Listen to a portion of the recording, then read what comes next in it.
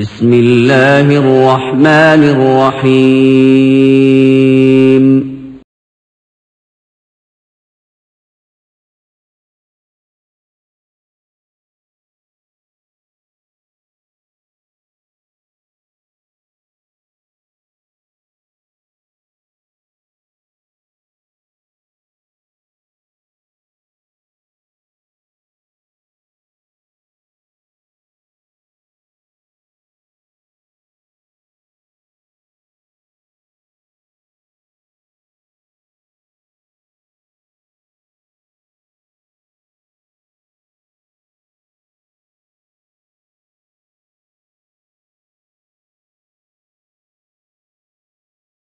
وما أرسلناك إلا رحمة للعالمين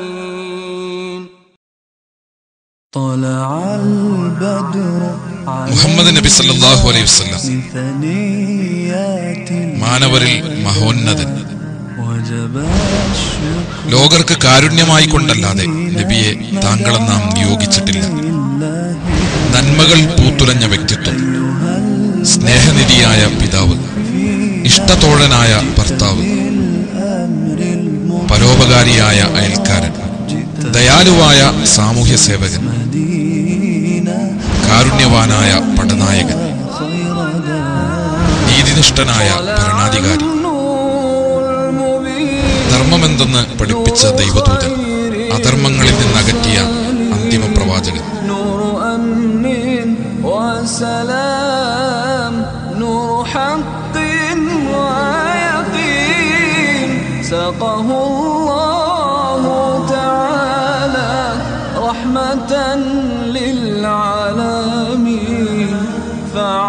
അല്ലാഹുവിന്റെ ദൂതനിൽ നിങ്ങൾക്ക് ഉത്തമമായ മാതൃകയുണ്ട്.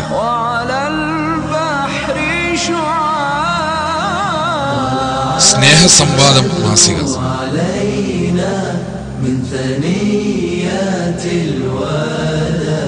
നബി സല്ലല്ലാഹു അലൈഹി വസല്ലമയെ അറിയുക. കൂടുതൽ വിവരങ്ങൾക്ക് www.muhammadnabi.info www.snehasamvadam.com. അസ്സലാമു അലൈക്കും വറഹ്മത്തുള്ളാഹി. അൽഹംദുലില്ലാഹി റബ്ബിൽ ആലമീൻ വസ്സലാത്തു വസ്സലാമു അലാ റസൂലിഹിൽ അമീൻ വഅലാ ആലിഹി വഅസ്ഹാബിഹി അജ്മഈൻ അമ്മാ ബഅദ്. അഊദു ബില്ലാഹി മിനശ് ശൈത്വാനിർ റജീം. ബിസ്മില്ലാഹിർ റഹ്മാനിർ റഹീം. വമാ അർസൽനാക ഇല്ലാ കാഫത്തൻ ലിന്നാസി ബശീറൻ വനദീറ വലാകിന്ന അക്തറൻ നാസി ലാ യഅലമൂൻ. ബഹുമാനരായ സഹോദരന്മാരെ, സഹോദരികളെ, നബി നിന്ന ചരിത്രവും പ്രത്യയശാസ്ത്രവും എന്ന തലക്കെട്ടിൽ സംഘടിപ്പിക്കപ്പെട്ടിട്ടുള്ള പാനൽ ഡിബേറ്റിനു വേണ്ടിയാണ് കൊല്ലം ടൗൺ ഹാളിൽ ഇന്ന് നമ്മളെല്ലാവരും സംഗമിച്ചിട്ടുള്ളത്. നബി നിന്ന നിങ്ങൾക്കെല്ലാവർക്കും സുപരിചിതമായൊരു വാക്കാണ്. മുഹമ്മദ് നബി സല്ലല്ലാഹു അലൈഹി വസല്ലം നിന്ദിക്കപ്പെടുന്നതും അപഹസിക്കപ്പെടുന്നതും വിമർശിക്കപ്പെടുന്നതും എതിർക്കപ്പെടുന്നതും ഒരു പുതിയ സംഭവമല്ല എന്ന് നമുക്കെല്ലാവർക്കും അറിയാം.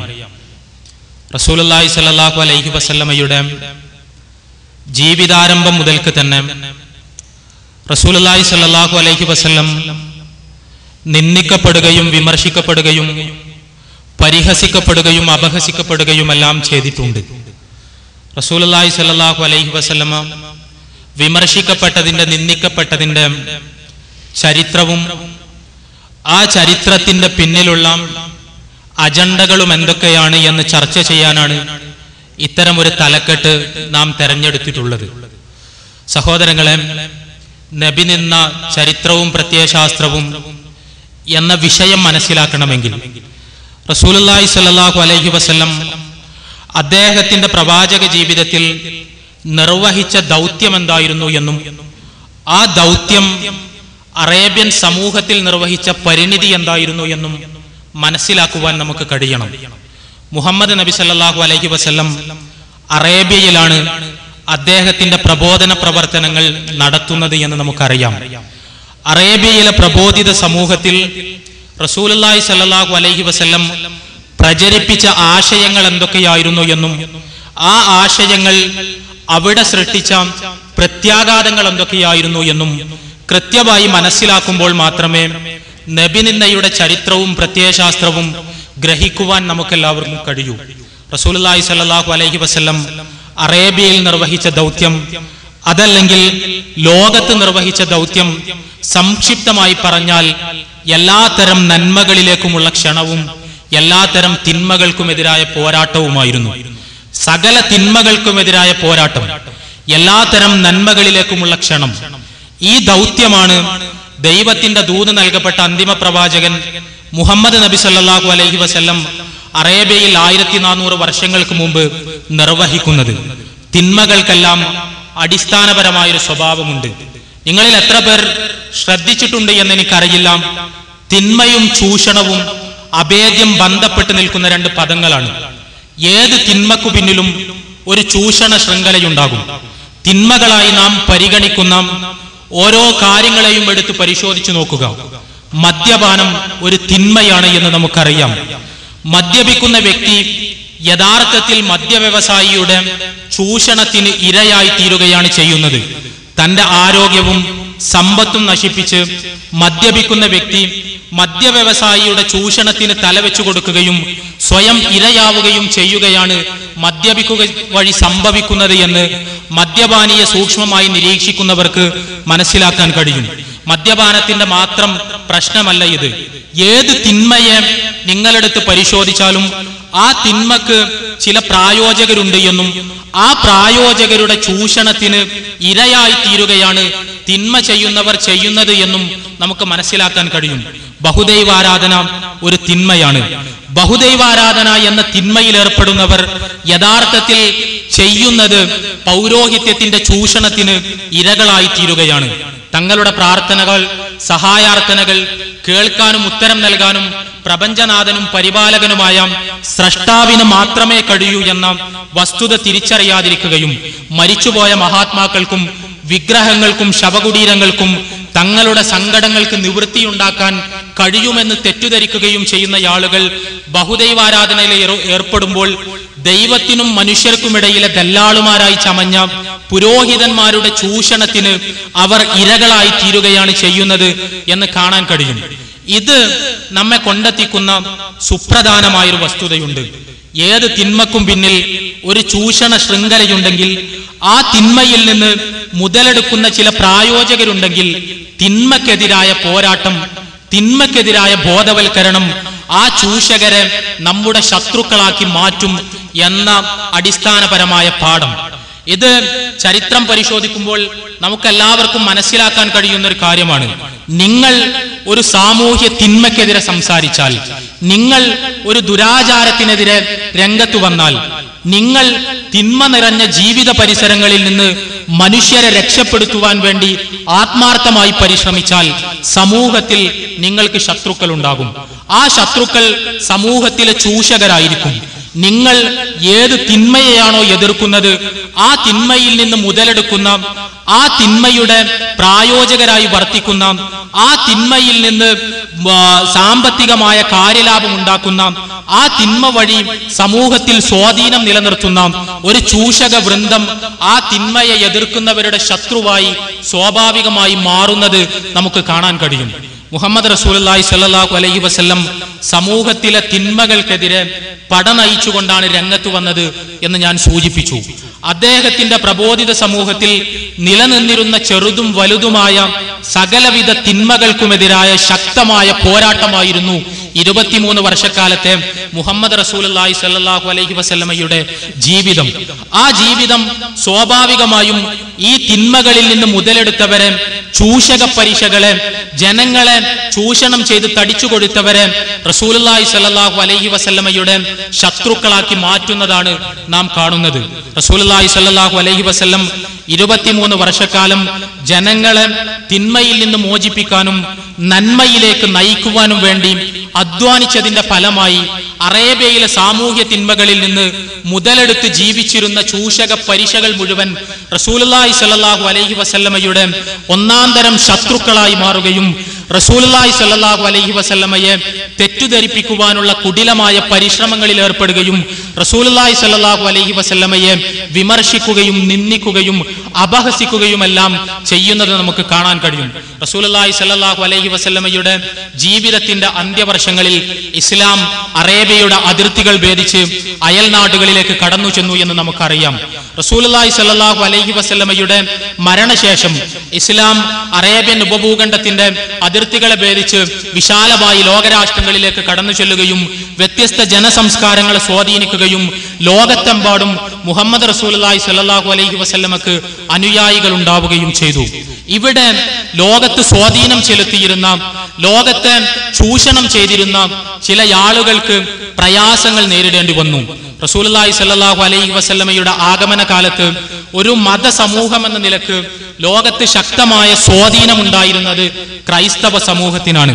റസൂലുള്ളാഹി സ്വല്ലല്ലാഹു അലൈഹി വസല്ലം അറേബ്യയിൽ ഇസ്ലാമിക പ്രബോധന പ്രവർത്തനങ്ങൾ നിർവഹിക്കുന്ന സമയത്ത് റോമാ സാമ്രാജ്യം ക്രിസ്തുമതത്തിന്റെ ശക്തമായ കേന്ദ്രങ്ങളിലൊന്നായിരുന്നു.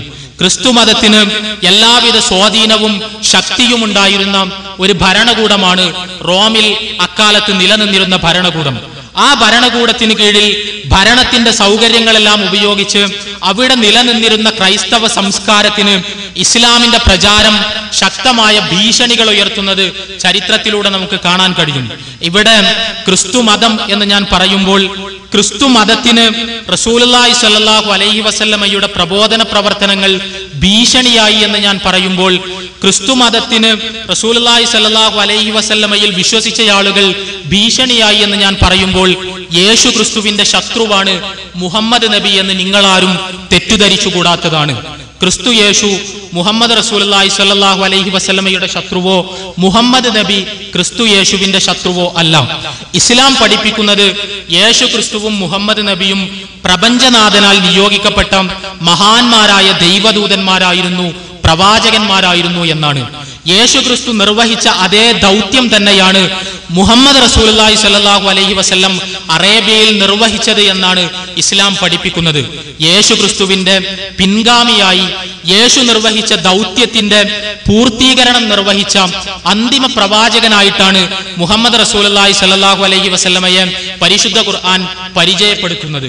പക്ഷേ യേശു ക്രിസ്തുവിന്റെ പേരിൽ സ്ഥാപിക്കപ്പെട്ട മതത്തിന്റെ അനുയായികൾ, ക്രിസ്തു യേശുവിന്റെ പേരിൽ സ്ഥാപിക്കപ്പെട്ട പൗരോഹിത്യത്തിന്റെ വക്താക്കൾ മുഹമ്മദ് റസൂലുള്ളാഹി സ്വല്ലല്ലാഹു അലൈഹി വസല്ലമയുടെ സന്ദേശങ്ങളെ വെറുക്കുകയും ഭയക്കുകയും ചെയ്യുന്ന സ്ഥിതിവിശേഷം അദ്ദേഹത്തിന്റെ മരണത്തിന് തൊട്ടുടനെയുള്ള വർഷങ്ങളിൽ ഉണ്ടായിത്തീരുന്നത് നമുക്ക് കാണാൻ കഴിയും. ഇതെന്തുകൊണ്ടാണ്? റസൂലുള്ളാഹി സ്വല്ലല്ലാഹു അലൈഹി വസല്ലം കടന്നു വരുന്ന സമയത്ത് ക്രിസ്തുവിന്റെ പേരിൽ സ്ഥാപിക്കപ്പെട്ടിട്ടുള്ള മതം യേശു ക്രിസ്തുവിൽ നിന്ന് ബഹുദൂരം അകന്നുപോയിരുന്നു.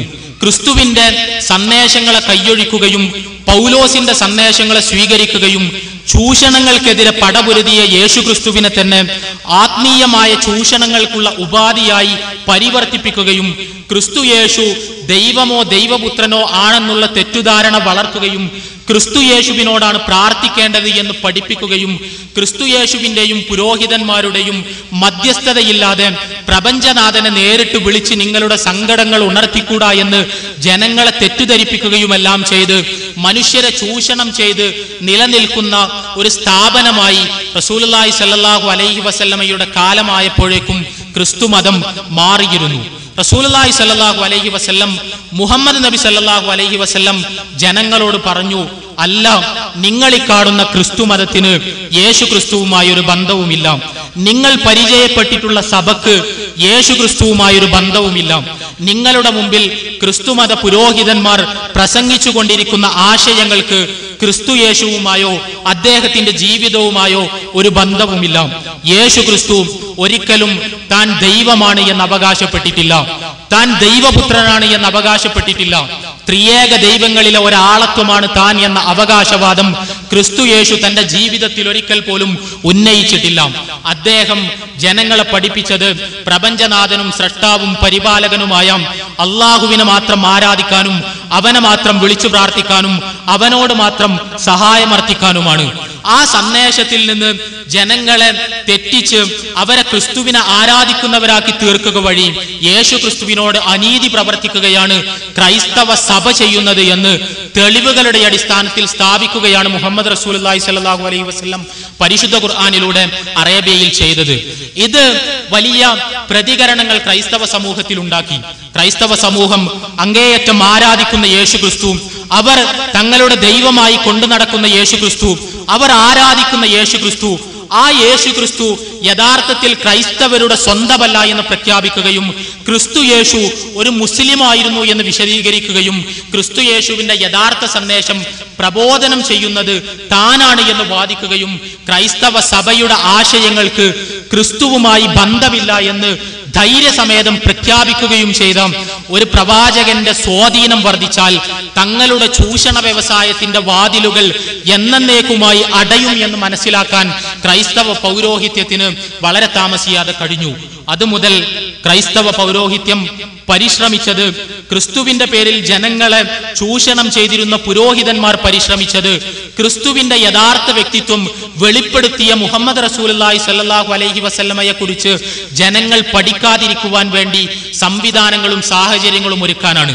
മുഹമ്മദ് റസൂലുള്ളാഹി സ്വല്ലല്ലാഹു അലൈഹി വസല്ലമയെ കുറിച്ച് ജനങ്ങൾ പഠിച്ചാൽ, അദ്ദേഹത്തിന്റെ ഉപദേശങ്ങൾ ശ്രവിച്ചാൽ, അദ്ദേഹത്തിന്റെ പ്രബോധനങ്ങൾക്ക് ചെവി കൊടുത്താൽ, അദ്ദേഹത്തിന്റെ വ്യക്തിത്വത്തെ നിഷ്പക്ഷമായ വായനയ്ക്ക് വിധേയമാക്കിയാൽ യേശു ക്രിസ്തുവിന്റെ യഥാർത്ഥ വ്യക്തിത്വം അവർക്ക് ബോധ്യപ്പെടുമെന്നും അവർ ക്രിസ്തുവിന്റെ മതമല്ല ക്രിസ്തു മതം എന്ന് തിരിച്ചറിയുമെന്നും സഭയുടെ ചൂഷണങ്ങൾ അവർ തിരസ്കരിക്കുമെന്നും സഭയെയും പൗലോസിനെയും മാറ്റിവെച്ച് ക്രിസ്തു യേശുവിന്റെ വഴി സ്വീകരിച്ച് പ്രപഞ്ചനാഥനെ മാത്രം വിളിച്ചു പ്രാർത്ഥിക്കുന്നവരായി അവർ മാറുമെന്നും ഭയപ്പെട്ട ക്രൈസ്തവ പൗരോഹിത്യം മുഹമ്മദ് റസൂലുള്ളാഹി സ്വല്ലല്ലാഹു അലൈഹി വസല്ലമയെ തെറ്റുധരിപ്പിക്കുവാനുള്ള തീവ്രമായ പരിശ്രമങ്ങളിൽ ഏർപ്പെടുകയാണ് പിന്നീട് ചെയ്തത്.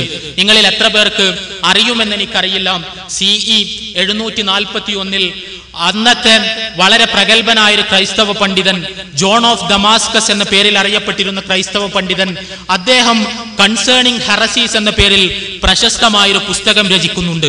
മതനിന്ദകരെ സംബന്ധിച്ച പുസ്തകം എന്ന പേരിൽ അദ്ദേഹം എഴുതിയ ആ ഗ്രന്ഥത്തിൽ അദ്ദേഹം അതിന്റെ 1-ാമത്തെ അധ്യായത്തിൽ മുഹമ്മദ് റസൂലുള്ളാഹി സ്വല്ലല്ലാഹു അലൈഹി വസല്ലമയെ കുറിച്ച് പറയുന്നത് മുഹമ്മദ് നബി അന്തിക്രിസ്തുവിന് വഴിയൊരുക്കാൻ വേണ്ടി കടന്നു വന്ന വ്യക്തിയാണ് എന്നാണ്. അന്തിക്രിസ്തുവിന്, മസീഹുദ്ദജാലിന് വഴിയൊരുക്കാൻ വേണ്ടി കടന്നു വന്ന വ്യക്തിത്വമാണ് മുഹമ്മദ് റസൂലുള്ളാഹി സ്വല്ലല്ലാഹു അലൈഹി വസല്ലം എന്ന് അക്കാലത്തെ പ്രഗത്ഭനായിരുന്ന ക്രൈസ്തവ പണ്ഡിതൻ ജോൺ ഓഫ് ദമാസ്കസ് അദ്ദേഹത്തിന്റെ കൺസേണിംഗ് ഹെറസീസ് എന്ന പുസ്തകത്തിൽ AD 741 രേഖപ്പെടുത്തിയത് നമുക്ക് വായിക്കാൻ കഴിയുന്നു. ഇവിടെ ജോൺ ഓഫ് ദമാസ്കസ് നിർവഹിക്കുന്നത് വളരെ സമർത്ഥമായ, വളരെ കൃത്യമായ ഒരു ദൗത്യമാണ്. ജോൺ ഓഫ് ദമാസ്കസ് തിരിച്ചറിഞ്ഞിരുന്നു റസൂലുള്ളാഹി സ്വല്ലല്ലാഹു അലൈഹി വസല്ലമയെ കുറിച്ച് പഠിക്കാനും അദ്ദേഹത്തിന്റെ സന്ദേശങ്ങൾ യഥാവിധി മനസ്സിലാക്കാനും ക്രിസ്ത്യാനികൾക്ക് അവസരമുണ്ടായാൽ അവർ യേശുക്രിസ്തുവിന്റെ മതം യഥാർത്ഥത്തിൽ മുഹമ്മദ് നബി പ്രബോധനം ചെയ്ത മതമാണ് എന്ന് തിരിച്ചറിയുമെന്നും ക്രൈസ്തവ സഭയെ അവർ വലിച്ചെറിയുമെന്നും മുഹമ്മദ് റസൂലുള്ളാഹി സ്വല്ലല്ലാഹു അലൈഹി വസല്ലം പ്രബോധനം ചെയ്ത ആദർശങ്ങൾ അവർ സ്വീകരിക്കുമെന്നും ഭയപ്പെട്ട ജോൺ ഓഫ് ദമാസ്കസ് തീരുമാനിച്ചു, ഇല്ല, മുഹമ്മദ് നബിയെ കുറിച്ച് ക്രൈസ്തവരാരും പഠിച്ചുകൂടാ.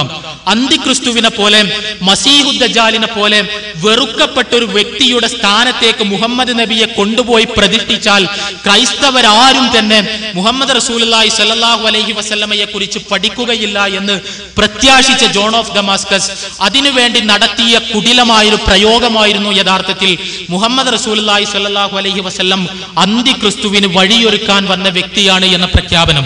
ജോൺ ഓഫ് ദമാസ്കസിന് ശേഷം ഇതേ പ്രയോഗം ഇതിനേക്കാൾ സ്പഷ്ടമായി കൊർദോവക്കാരനായ അൽവോറോസ് പൗലോസ് എന്ന ക്രൈസ്തവ പാതിരി CE 861 മരണപ്പെട്ട അൽവോറോസ് പൗലോസ് എന്ന ക്രൈസ്തവ പാതിരി നടത്തുന്നതായി നമുക്ക് കാണാൻ കഴിയും. അൽവോറോസ് പൗലോസ് പറഞ്ഞത് മുഹമ്മദ് നബി അന്തിക്രിസ്തുവിന് വഴിയൊരുക്കാൻ വേണ്ടി വന്ന വ്യക്തിയാണ് എന്നല്ല, മറിച്ച് മുഹമ്മദ് നബി തന്നെയാണ് അന്തിക്രിസ്തു എന്നാണ്. യേശു ക്രിസ്തുവിന്റെ ശത്രുവായി ലോകത്തേക്ക് കടന്നു വരുമെന്ന് ക്രിസ്ത്യാനികൾ വിശ്വസിക്കുന്ന അന്തിക്രിസ്തു യേശുക്രിസ്തുവിന് നേരെ പോരാടുമെന്ന്, യേശുക്രിസ്തുവിനെതിരെ പട നയിക്കുമെന്ന്, അന്ത്യനാളിന്റെ അടയാളമായി ലോകത്ത് പ്രത്യക്ഷപ്പെടുമെന്ന് ഇസ്ലാം പഠിപ്പിക്കുന്ന വെറുക്കപ്പെട്ട വ്യക്തിയായ മസീഹു ദജ്ജാൽ. ആ മസീഹു ദജ്ജാലാണ്, അന്തിക്രിസ്തുവാണ് മുഹമ്മദ് റസൂലുള്ളാഹി സ്വല്ലല്ലാഹു അലൈഹി വസല്ലം എന്ന് അൽവോറോസ് പൗലോസ് 861 അന്നത്തെ ക്രൈസ്തവ സമൂഹത്തെ പറഞ്ഞു പഠിപ്പിക്കാൻ ശ്രമിക്കുന്നത് അദ്ദേഹത്തിന്റെ പുസ്തകങ്ങളിലൂടെ കടന്നുപോയാൽ നമുക്ക് കാണാൻ കഴിയും. ഇവിടെ വളരെ സമർത്ഥമായ ഒരു അട്ടിമറി നടക്കുകയാണ്. യേശുക്രിസ്തുവിന്റെ പിൻഗാമിയായി, അദ്ദേഹത്തിന്റെ ആശയങ്ങളുടെ സംരക്ഷകനായി, അദ്ദേഹത്തെ മഹത്വപ്പെടുത്തുന്നവനായി, അദ്ദേഹത്തിന്റെ ആശയങ്ങളുടെ യാഥാർത്ഥ്യം ലോകത്തിന് വെളിപ്പെടുത്തി കൊടുക്കുന്നവനായി ലോകത്തേക്ക് കടന്നു വന്ന അന്തിമ പ്രവാചകൻ മുഹമ്മദ് റസൂലുള്ളാഹി സ്വല്ലല്ലാഹു അലൈഹി വസല്ലം. ആ മുഹമ്മദ് റസൂലുള്ളാഹി സ്വല്ലല്ലാഹു അലൈഹി വസല്ലം അന്തിക്രിസ്തുവാണ്, മസീഹു ദജ്ജാലാണ് എന്ന ഗുരുതരമായ തെറ്റുധാരണ സമൂഹത്തിൽ പടർത്തി സമൂഹത്തെ നബി പഠനങ്ങളിൽ നിന്ന് വഴിതിരിച്ചു വിടാനുള്ള കുടിലമായ പരിശ്രമം ക്രൈസ്തവ പൗരോഹിത്യം നടത്തുന്നതാണ് നമുക്ക് കാണേണ്ടി വരുന്നത്. ഇതിന്റെ അനന്തരഫലം സഭയും പുരോഹിതന്മാരും പറയുന്നത് മുഴുവൻ 100% സത്യമാണ് എന്ന് വിചാരിച്ച പാവം കുഞ്ഞാടുകളായി ജീവിച്ച സമൂഹത്തിലെ നല്ലവരായ ക്രൈസ്തവ സഹോദരങ്ങൾ, അവരുടെയെല്ലാം മനസ്സിൽ മുഹമ്മദ് നബിക്കുള്ള സ്ഥാനം മസീഹു ദജ്ജാലിന്റെ സ്ഥാനമായി, അന്തിക്രിസ്തുവിന്റെ സ്ഥാനമായി പരിണമിച്ചു എന്നതാണ്. നിങ്ങൾക്കറിയുമോ, 1095 ലോക ചരിത്രത്തിൽ വലിയ കോളിളക്കങ്ങൾ ഉണ്ടാക്കിയ കുരിശ് യുദ്ധങ്ങൾക്ക് സമാരംഭം കുറിക്കപ്പെടുന്നത്. 1095 അന്നത്തെ പോപ്പ് അർബൻ രണ്ടാമൻ അന്നത്തെ ക്രൈസ്തവ സമൂഹത്തെ അഭിസംബോധന ചെയ്തുകൊണ്ട് നടത്തിയ പ്രശസ്തമായ പ്രസംഗത്തിൽ അദ്ദേഹം പറഞ്ഞു, നമ്മുടെ പല നാടുകളും മുസ്ലിങ്ങളുടെ കൈവശമാണ്. മുസ്ലിങ്ങളുടെ കൈവശമിരിക്കുന്ന നമ്മുടെ വിശുദ്ധ ദേശങ്ങൾ തിരിച്ചുപിടിക്കാൻ യുദ്ധത്തിലൂടെ ക്രൈസ്തവ രാജാക്കന്മാരെ നിങ്ങളെല്ലാവരും സന്നദ്ധരാകണം. ആ യുദ്ധത്തിന് കർത്താവിന്റെ പിന്തുണ നിങ്ങൾക്കുണ്ടാകുമെന്ന് അന്നത്തെ പോപ്പ് അർബൻ രണ്ടാമൻ പ്രഖ്യാപിച്ചതിന്റെ ഫലമായി 2 നൂറ്റാണ്ട് കാലം ക്രൈസ്തവ രാജാക്കന്മാരും പടയാളികളും മുസ്ലിം നാടുകളിലേക്ക് കടന്നുവന്ന് അവിടെ രക്തം ചിന്തി, അവിടുത്തെ ഭരണകൂടങ്ങളെ അട്ടിമറിച്ച്, അവിടുത്തെ സാധാരണക്കാരെ കൂട്ടക്കൊല ചെയ്ത്, അവിടെ കുടുംബങ്ങളിൽ കടന്നു ചെന്ന് മുസ്ലിം സ്ത്രീകളെ ബലാത്സംഗം ചെയ്ത് കാപാലികത്വം നിറഞ്ഞ മതാന്തതയുടെ വന്യത മുറ്റിയ പടയോട്ടങ്ങൾ നിർവഹിച്ച സംഭവമാണ് ചരിത്രത്തിൽ കുരിശ് യുദ്ധങ്ങൾ എന്ന പേരിൽ അറിയപ്പെടുന്നത്. ഈ കുരിശ് യുദ്ധങ്ങൾ നടന്ന സമയത്ത് കുരിശ് യുദ്ധങ്ങൾക്ക് ക്രിസ്ത്യൻ പടയാളികളെ പ്രചോദിപ്പിക്കുവാൻ വേണ്ടി അന്നത്തെ ക്രൈസ്തവ പുരോഹിതന്മാർ നടത്തിയ ചില പ്രസ്താവനകൾ ഉണ്ടായിരുന്നു. അന്നത്തെ ക്രൈസ്തവ പുരോഹിതർ ക്രിസ്ത്യൻ പടയാളികളെ മുസ്ലിം നാടുകളിൽ നരമേധത്തിന് പ്രേരിപ്പിക്കുവാൻ വേണ്ടി അവരോട് പറഞ്ഞത്, മുഹമ്മദ് നബി യേശുക്രിസ്തുവിന്റെ ശത്രുവാണ്. അദ്ദേഹം പ്രചരിപ്പിച്ച മതം ബഹുദൈവാരാധനയിൽ അധിഷ്ഠിതമാണ്. ബഹുദൈവാരാധനയിൽ അധിഷ്ഠിതമായ മുഹമ്മദ് പ്രചരിപ്പിക്കുന്ന മതത്തിലെ ഏറ്റവും വലിയ ആരാധ്യൻ മുഹമ്മദ് തന്നെയാണ്. പ്രപഞ്ചത്തിന്റെ സൃഷ്ടാവിനെ, പ്രപഞ്ചനാഥനെ, പ്രപഞ്ച പരിപാലകനെ, ഏകദൈവത്തെ അല്ല മുസ്ലിങ്ങൾ ആരാധിക്കുന്നത്. മുസ്ലിങ്ങൾ ആരാധിക്കുന്നത് മുഹമ്മദ് എന്ന വ്യക്തിയെയാണ്. മുഹമ്മദ് എന്ന വ്യക്തിയെ ആരാധിക്കുന്നവരായ മുസ്ലിങ്ങളുടെ യഥാർത്ഥത്തിലുള്ള പേര് മുഹമ്മദന്മാർ എന്നാണ്. ബഹുദൈവാരാധകരെ കൊല്ലുന്നത് കർത്താവിന് ഇഷ്ടമാകയാൽ മുഹമ്മദിനെ പൂജിക്കുന്ന മുഹമ്മദന്മാരെ കൊല്ലുന്നത് കർത്താവിന് ഇഷ്ടമാണ്. അതുകൊണ്ട് മുസ്ലിം നാടുകളിൽ കടന്നു ചെന്ന് മുസ്ലിങ്ങളെ കൂട്ടക്കൊല ചെയ്യുന്നതിൽ നിങ്ങൾക്കൊരു മനസ്താപവും അനുഭവപ്പെടേണ്ടതില്ല. പരലോകത്ത് നിങ്ങളാരും അതിന്റെ പേരിൽ ചോദ്യം ചെയ്യപ്പെടുകയില്ല. മറിച്ച് ബഹുദൈവാരാധകരെ കൊന്നൊടുക്കിയതിന്റെ പ്രതിഫലമായി നിങ്ങൾക്ക് ദൈവം തമ്പുരാൻ സ്വർഗം നൽകുമെന്ന് അന്നത്തെ ക്രിസ്ത്യൻ കുരിശു പടയാളികളെ ക്രിസ്ത്യൻ മതപുരോഹിതർ പറഞ്ഞു പഠിപ്പിച്ചതിന്റെ ഫലമായാണ് വികാരാവേശത്തിന്റെ മൂർധന്യത്തിൽ ക്രിസ്ത്യൻ കുരിശു പടയാളികൾ മുസ്ലിം നാടുകളിലേക്ക് കടന്നുവന്ന് ഈ തോന്നിവാസങ്ങൾ മുഴുവൻ ചെയ്തു കൂട്ടിയത് എന്ന് കുരിശ് യുദ്ധത്തിന്റെ ചരിത്രം വസ്തുനിഷ്ഠമായി വായിക്കുന്നവർക്കെല്ലാം മനസ്സിലാക്കാൻ കഴിയും. ഇവിടെ നമ്മുടെ വിഷയവുമായി ബന്ധപ്പെട്ട വളരെ പ്രസക്തമായൊരു ഭാഗമുണ്ട്. 2 നൂറ്റാണ്ടുകാലം കുരിശ് യുദ്ധത്തിന് പ്രത്യയശാസ്ത്ര പരിസരമൊരുക്കുന്നതിന് വേണ്ടി യൂറോപ്പിൽ മുഹമ്മദിനെ ആരാധിക്കുന്നവരാണ് മുസ്ലിങ്ങൾ എന്നും യേശുക്രിസ്തുവിന്റെ ശത്രുവാണ് മുഹമ്മദ് നബി എന്നും മുഹമ്മദ് നബി പ്രബോധനം ചെയ്ത മതത്തിന് സെമിറ്റിക് പാരമ്പര്യവുമായി യാതൊരു ബന്ധവുമില്ല എന്നും അത് ബഹുദൈവാരാധനയിൽ അധിഷ്ഠിതമായ ഒരു പ്രാകൃത പേഗൻ മതമാണ് എന്നുമുള്ള തെറ്റുധാരണ 2 നൂറ്റാണ്ട് കാലം യൂറോപ്പിൽ ക്രിസ്ത്യൻ മതപുരോഹിതരുടെ പ്രഭാഷണങ്ങൾ വഴി പ്രചരിച്ചു എന്നതാണ് ഗൗരവമേറിയ വശം.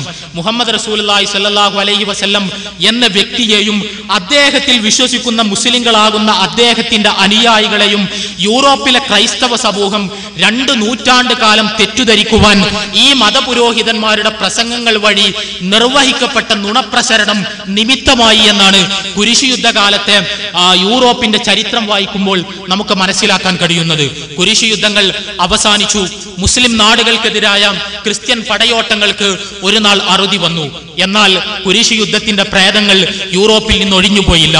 കുരിശുയുദ്ധത്തിന് പ്രത്യയശാസ്ത്ര പരിസരമൊരുക്കാൻ വേണ്ടി അന്നത്തെ ക്രൈസ്തവ മതപുരോഹിതർ നടത്തിയ കുടിലമായ നബിനിന്ദയുടെ ബാധയിൽ നിന്ന് മുക്തമാകാൻ യൂറോപ്പിലെ എഴുത്തുകാർക്ക് നൂറ്റാണ്ടുകളോളം കഴിഞ്ഞില്ല എന്ന് ഗൗരവത്തോടുകൂടി നമ്മളെല്ലാവരും മനസ്സിലാക്കണം.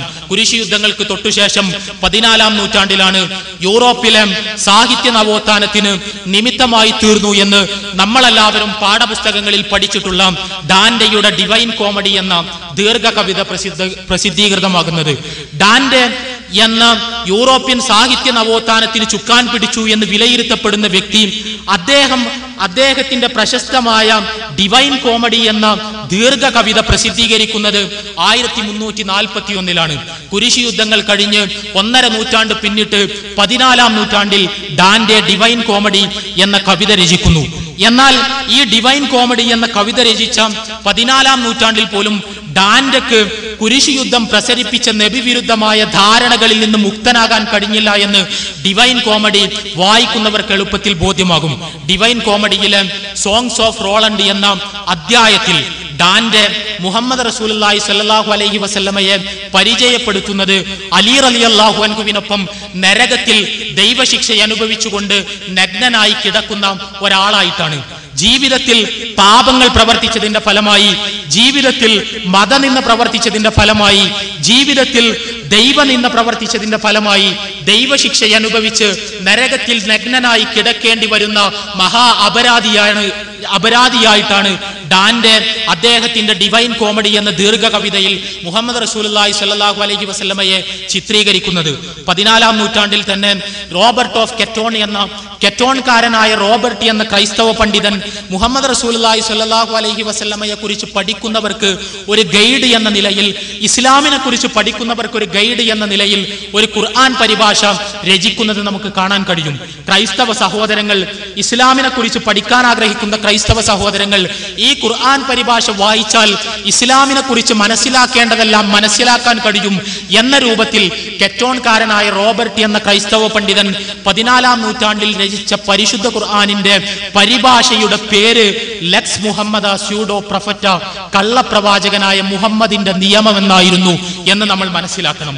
ഒരു ഗ്രന്ഥത്തിന്റെ പരിഭാഷ, ആ ഗ്രന്ഥത്തോട് നമുക്ക് എന്തു തന്നെ വിയോജിപ്പുകൾ ഉണ്ടായാലും ആ ഗ്രന്ഥത്തോട് നീതി പുലർത്തിക്കൊണ്ടാണ് ആ പരിഭാഷയ്ക്ക് തലക്കെട്ടിടേണ്ടത് എന്ന് നമുക്കെല്ലാവർക്കും അറിയാം.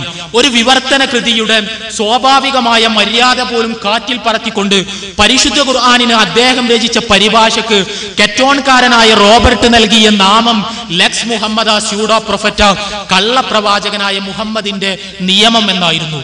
ഞാൻ പറയുന്നത് കുരിശുയുദ്ധത്തിന് കൊഴുപ്പ് കൂട്ടാൻ വേണ്ടി, കുരിശുയുദ്ധത്തിന് പടയാളികളെ പ്രചോദിപ്പിക്കാൻ വേണ്ടി യൂറോപ്പിൽ ക്രൈസ്തവ പൗരോഹിത്യം സൃഷ്ടിച്ചെടുത്ത നബിവിരുദ്ധമായ പൊതുമനഃശാസ്ത്രത്തിന്റെ ബാധയിൽ നിന്ന് രക്ഷപ്പെടുവാൻ 14-ാം നൂറ്റാണ്ടിൽ പോലും യൂറോപ്പിന് കഴിഞ്ഞില്ല എന്നാണ്.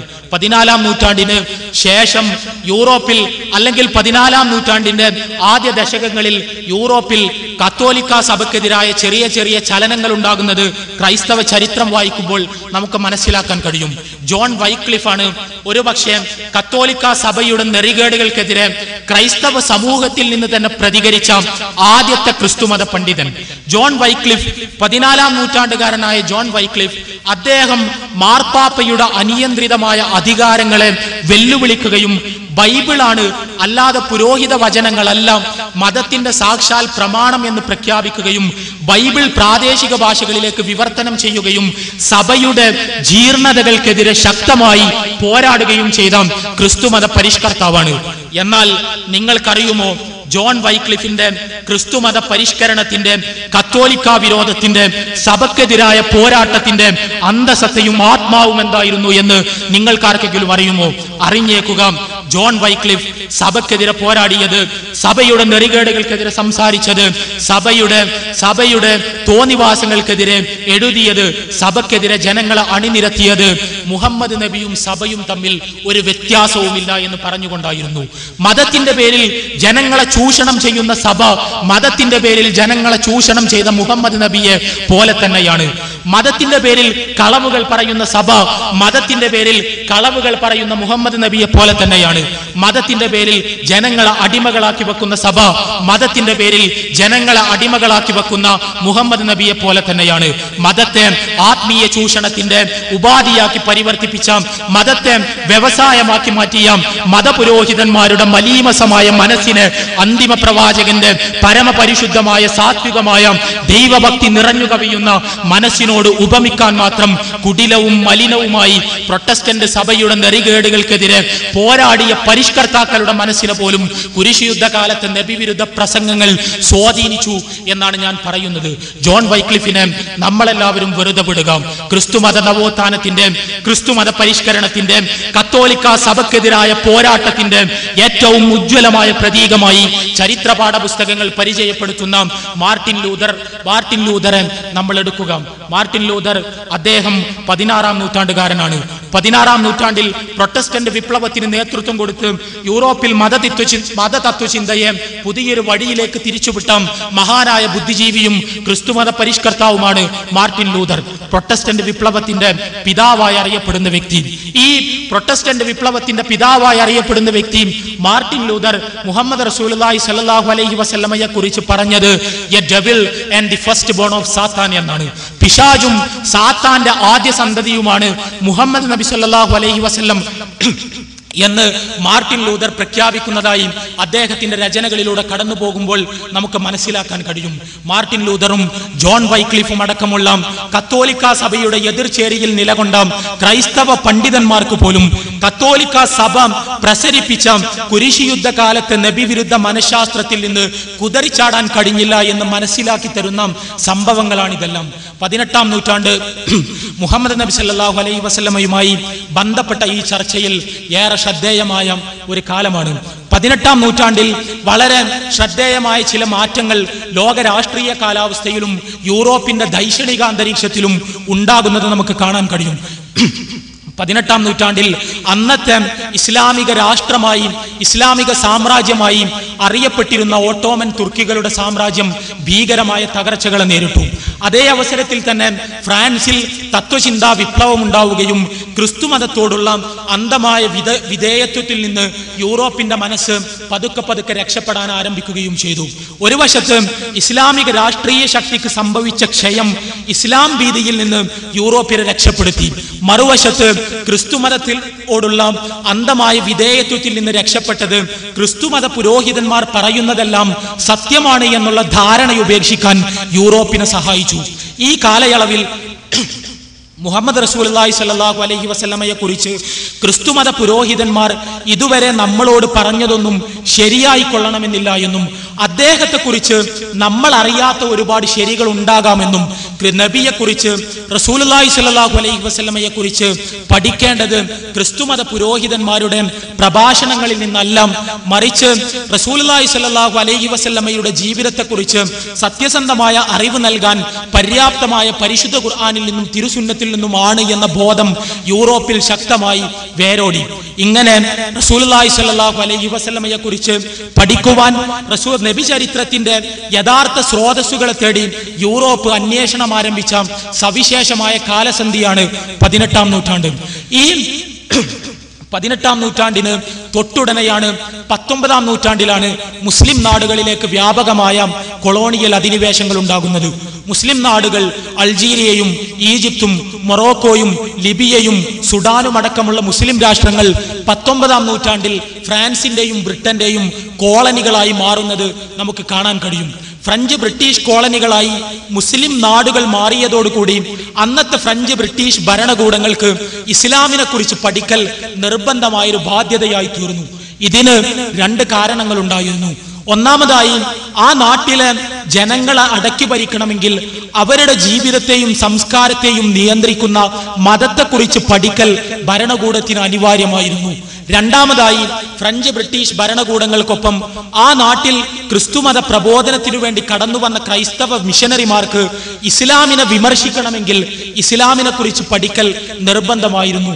ഇങ്ങനെ ഒട്ടനവധി ഘടകങ്ങൾ, ഇസ്ലാം ഭീതി നേർത്തു വന്നതും ക്രിസ്തുമതത്തോടുള്ള അന്ധമായ വിധേയത്വം കുറഞ്ഞതും മുസ്ലിം നാടുകൾ കോളനിവൽക്കരിക്കപ്പെട്ടതും അടക്കമുള്ള ഒട്ടേറെ ഘടകങ്ങൾ കാരണമായി 19-ാം നൂറ്റാണ്ടിലും 18-ാം നൂറ്റാണ്ടിലും ഇസ്ലാമിനെയും മുഹമ്മദ് നബിയെയും കുറിച്ച് സത്യസന്ധമായ പഠനങ്ങൾ നടത്താനുള്ള ത്വര യൂറോപ്പിലുടനീളം വർദ്ധിച്ചു വന്നു. എന്നാൽ യൂറോപ്പ് നബിയെ സത്യസന്ധമായി പഠിക്കാൻ തുടങ്ങിയ ഈ കാലഘട്ടത്തിൽ, യൂറോപ്പ് ഇസ്ലാമിനെ സത്യസന്ധമായി വായിക്കുവാൻ വേണ്ടി മാനസികമായി തയ്യാറെടുത്ത ഈ കാലഘട്ടത്തിൽ വെളിച്ചത്തിന്റെ പ്രവാചകനെ റസൂലുള്ളാഹി സ്വല്ലല്ലാഹു അലൈഹി വസല്ലമയെ, അന്തിമ ദൈവദൂതനെ യൂറോപ്പ് നേരാംവണ്ണം മനസ്സിലാക്കിക്കൂടാ എന്ന് തീരുമാനിച്ച ക്രൈസ്തവ പൗരോഹിത്യവും ബ്രിട്ടീഷ് സാമ്രാജ്യത്വവും ഒന്നു ചേർന്ന് നിന്ന് നബി പഠനത്തിന് മുതിരുന്നവരെ വഴിതെറ്റിക്കുവാൻ വേണ്ടി ഓറിയന്റലിസം എന്ന പ്രത്യേകമായൊരു വിജ്ഞാന ശാഖക്ക് ഭരണകൂടത്തിന്റെ സ്പോൺസർഷിപ്പോടുകൂടി ജന്മം നൽകുന്നതാണ് നമുക്ക് കാണാൻ കഴിയുന്നത്. 19-ാം നൂറ്റാണ്ടിന്റെ ഉത്തരാർദ്ധത്തിലും 20-ാം നൂറ്റാണ്ടിന്റെ പൂർവാർദ്ധത്തിലുമായി റസൂലുള്ളാഹി സ്വല്ലല്ലാഹു അലൈഹി വസല്ലമയുടെ ജീവിതത്തെ സത്യസന്ധമായി പഠിച്ച് എഴുതപ്പെട്ട ഗ്രന്ഥങ്ങൾ എന്ന വ്യാജേന റസൂലുള്ളാഹി സ്വല്ലല്ലാഹു അലൈഹി വസല്ലമക്കെതിരെ ആരോപണങ്ങൾ കുത്തിനിറച്ച, റസൂലുള്ളാഹി സ്വല്ലല്ലാഹു അലൈഹി വസല്ലമയെ നിന്ദിക്കുവാൻ വേണ്ടി പരിശ്രമിച്ച, ശക്തമായ അക്കാദമിക പരിവേഷം സൃഷ്ടിച്ച് സത്യത്തിന്റെ മുഖാവരണമുള്ള നുണകൾ മുഖേന റസൂലുള്ളാഹി സ്വല്ലല്ലാഹു അലൈഹി വസല്ലമയുടെ ജീവിതത്തെ അപനിർമ്മിച്ച് അവതരിപ്പിക്കാൻ പരിശ്രമിച്ച നബി ചരിത്ര രചനകൾ ഓറിയന്റലിസ്റ്റുകളിൽ നിന്ന് സാമ്രാജ്യത്വത്തിന്റെ ഫണ്ടിങ്ങോടുകൂടി ഉണ്ടാകുന്നതിന് നാം സാക്ഷിയാകുന്നു. വില്യം മൂറിന്റെയും DS മാർഗോളിയത്തിന്റെയും മോൺഗോമറി വാട്ടിന്റെയും നബി ചരിത്ര രചനകൾ 19-ാം നൂറ്റാണ്ടിന്റെ ഉത്തരാർദ്ധത്തിലും 20-ാം നൂറ്റാണ്ടിന്റെ പൂർവാർദ്ധത്തിലുമായി ജന്മം കൊള്ളുന്നത് മുഹമ്മദ് റസൂലുള്ളാഹി സ്വല്ലല്ലാഹു അലൈഹി വസല്ലമയെ സത്യസന്ധമായി പഠിക്കാൻ ആരംഭിച്ച യൂറോപ്പിലെ ബുദ്ധിജീവികളെ വികലമായ നബി ചരിത്രങ്ങൾ വഴി വഴിതെറ്റിക്കുക എന്ന കൃത്യമായ ലക്ഷ്യത്തോടെയായിരുന്നു എന്ന് നമുക്ക് മനസ്സിലാക്കാൻ കഴിയും. സഹോദരങ്ങളെ, യൂറോപ്പ് റസൂലുള്ളാഹി സ്വല്ലല്ലാഹു അലൈഹി വസല്ലമയെ തെറ്റിദ്ധരിച്ച വഴികളെ കുറിച്ചാണ് ഞാൻ ഇത്ര നേരം സംസാരിച്ചത്. യൂറോപ്പിന് എങ്ങനെയാണ് നബി സല്ലല്ലാഹു അലൈഹി വസല്ലമയെ കുറിച്ച് വികലമായ ധാരണകൾ യൂറോപ്പിന്റെ മനസ്സിലേക്ക് കടത്തിവിടാൻ ക്രൈസ്തവ പൗരോഹിത്യവും സാമ്രാജ്യത്വവും പരിശ്രമിച്ചത് എന്നതിന്റെ ഒരു ഏകദേശ ചിത്രമാണ് ഞാൻ നിങ്ങൾക്ക് പകർന്നു നൽകിയത്. ആ തെറ്റുധരിപ്പിക്കലിന്റെ, നബി സല്ലല്ലാഹു അലൈഹി വസല്ലമയെ തമസ്കരിക്കാൻ വേണ്ടി നടത്തിയ പരിശ്രമങ്ങളുടെ യഥാർത്ഥത്തിലുള്ള പ്രചോദനവും അജണ്ടകളും എന്തായിരുന്നു എന്ന് അന്വേഷിക്കുവാനാണ് നാം പരിശ്രമിച്ചത്. നാം ഇന്ത്യയിൽ ജീവിക്കുന്നവരാണ്, യൂറോപ്പിൽ ജീവിക്കാൻ അവസരമുണ്ടായിട്ടില്ലാത്തവരാണ്. യൂറോപ്പിൽ ജീവിക്കാൻ അവസരമുണ്ടായിട്ടില്ലാത്തവരായതുകൊണ്ട് യൂറോപ്പിലെ നബി വിരുദ്ധ നുണപ്രസരണങ്ങൾക്ക് കാതോർക്കേണ്ട ദൗർഭാഗ്യമില്ലാത്തത് കൊണ്ട് ഇന്നാട്ടിലെ പൊതുസമൂഹം, ഇന്ത്യയിലെയും കേരളത്തിലെയുമെല്ലാം മുസ്ലിം പൊതുസമൂഹം റസൂലുള്ളാഹി സ്വല്ലല്ലാഹു അലൈഹി വസല്ലമയെ കുറിച്ച് ഒരു തെറ്റുധാരണയുമില്ലാതെ ജീവിക്കുന്നവരാണ് എന്ന് നമ്മൾ ആരും വിചാരിക്കരുത്. ഇന്ത്യ 1.5 നൂറ്റാണ്ടിലധികം 2 നൂറ്റാണ്ടോളം കാലം ബ്രിട്ടീഷ് ഭരണത്തിന് കീഴിലായിരുന്നു എന്ന് നമുക്കറിയാം.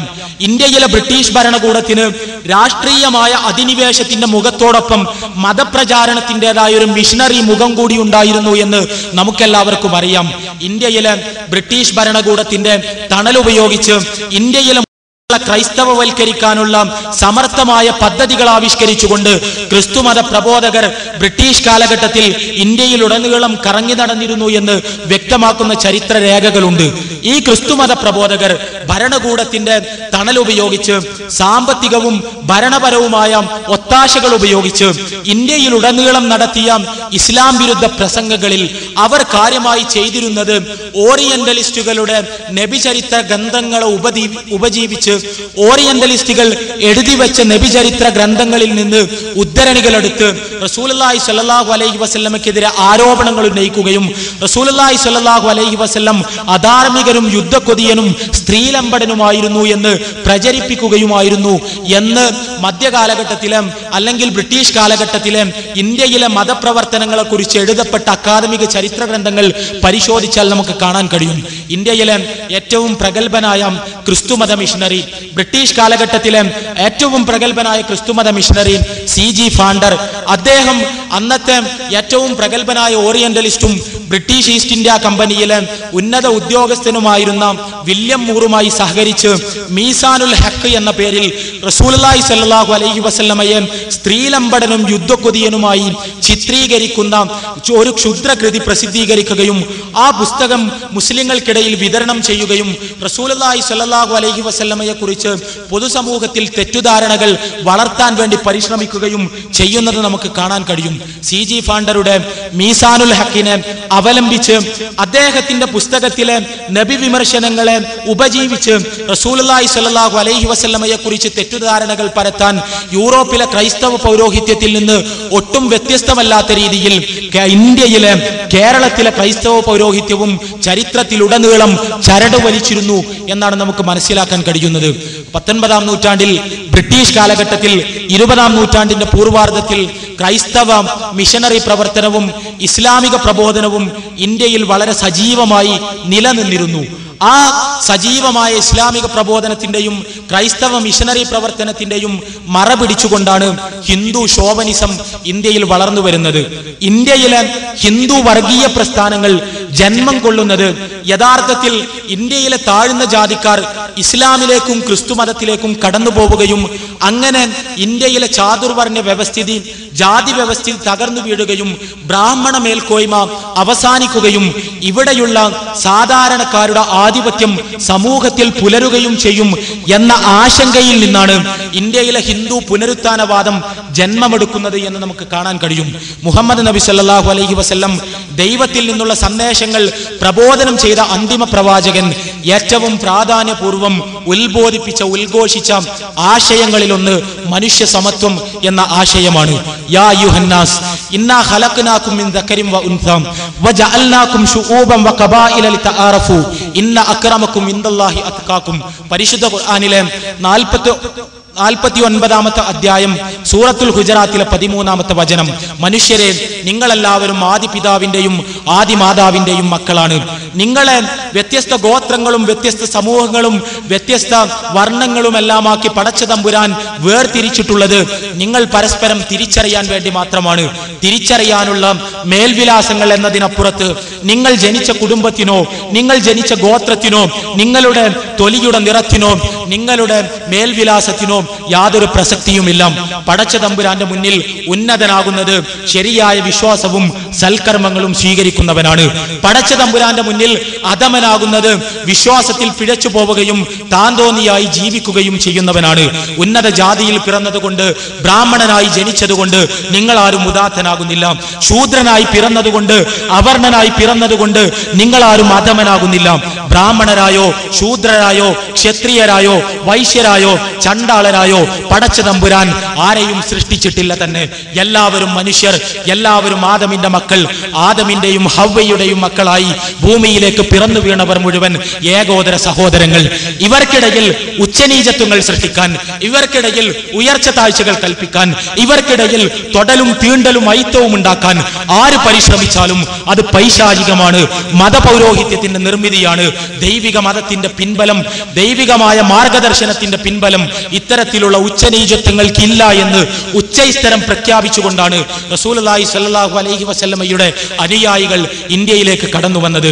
ഇസ്ലാമിനെ ഭാരതം സ്വീകരിച്ചാൽ, റസൂലുള്ളാഹി സ്വല്ലല്ലാഹു അലൈഹി വസല്ലമയെ ഭാരതം സ്വീകരിച്ചാൽ, നബി സ്വല്ലല്ലാഹു അലൈഹി വസല്ലമ പ്രചരിപ്പിച്ച മനുഷ്യ സമത്വത്തിന്റെ സന്ദേശത്തിന് ഭാരതം ചെവി കൊടുത്താൽ ചാതുർവർണ്ണ്യം കടപുഴകി വീഴുമെന്ന്, ജാതി വ്യവസ്ഥ തകർന്ന് തരിപ്പണമാകുമെന്ന്, അവർണനും സവർണനും തോളോട് തോൾ ചേർന്ന് നിൽക്കുന്ന ഏകോദര സഹോദരങ്ങളായി മാറുമെന്ന്, ബ്രാഹ്മണാധിപത്യത്തിന്റെ വേരുകളും ശാഖകളും തകർന്നു പോകുമെന്ന് ഹൈന്ദവ പുനരുത്ഥാനവാദികൾക്ക് നല്ല നിശ്ചയമുണ്ടായിരുന്നു.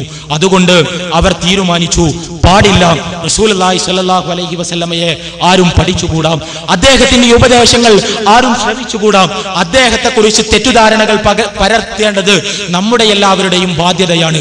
അങ്ങനെയാണ് ഇന്ത്യയിൽ ഹൈന്ദവ പുനരുത്ഥാനത്തിന് ചുക്കാൻ പിടിച്ച സ്വാമി ദയാനന്ദ സരസ്വതിയും സ്വാമി വിവേകാനന്ദനും റസൂലുള്ളാഹി സ്വല്ലല്ലാഹു അലൈഹി വസല്ലമയെ കുറിച്ച് തെറ്റുധാരണകൾ പരത്താൻ വേണ്ടി, റസൂലുള്ളാഹി സ്വല്ലല്ലാഹു അലൈഹി വസല്ലമക്കെതിരെ ആരോപണങ്ങൾ ഉന്നയിക്കാൻ വേണ്ടി റസൂലുള്ളാഹി സ്വല്ലല്ലാഹു അലൈഹി വസല്ലമയുടെ വ്യക്തിത്വത്തെ അടിസ്ഥാനരഹിതമായ വിമർശനങ്ങളിലൂടെ വികലമായി അവതരിപ്പിക്കാൻ വേണ്ടി അവരുടെ തൂലികയും നാവും ഉപയോഗിക്കുന്നത്.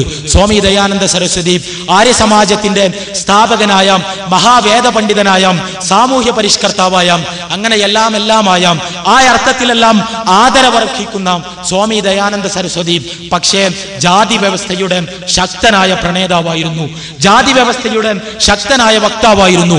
അതുകൊണ്ട് തന്നെ ജാതി വ്യവസ്ഥയുടെ ശത്രുവായ മുഹമ്മദ് റസൂലുള്ളാഹി സ്വല്ലല്ലാഹു അലൈഹി വസല്ലം ദയാനന്ദ സരസ്വതിയുടെ കൂടി ശത്രുവായി മാറി.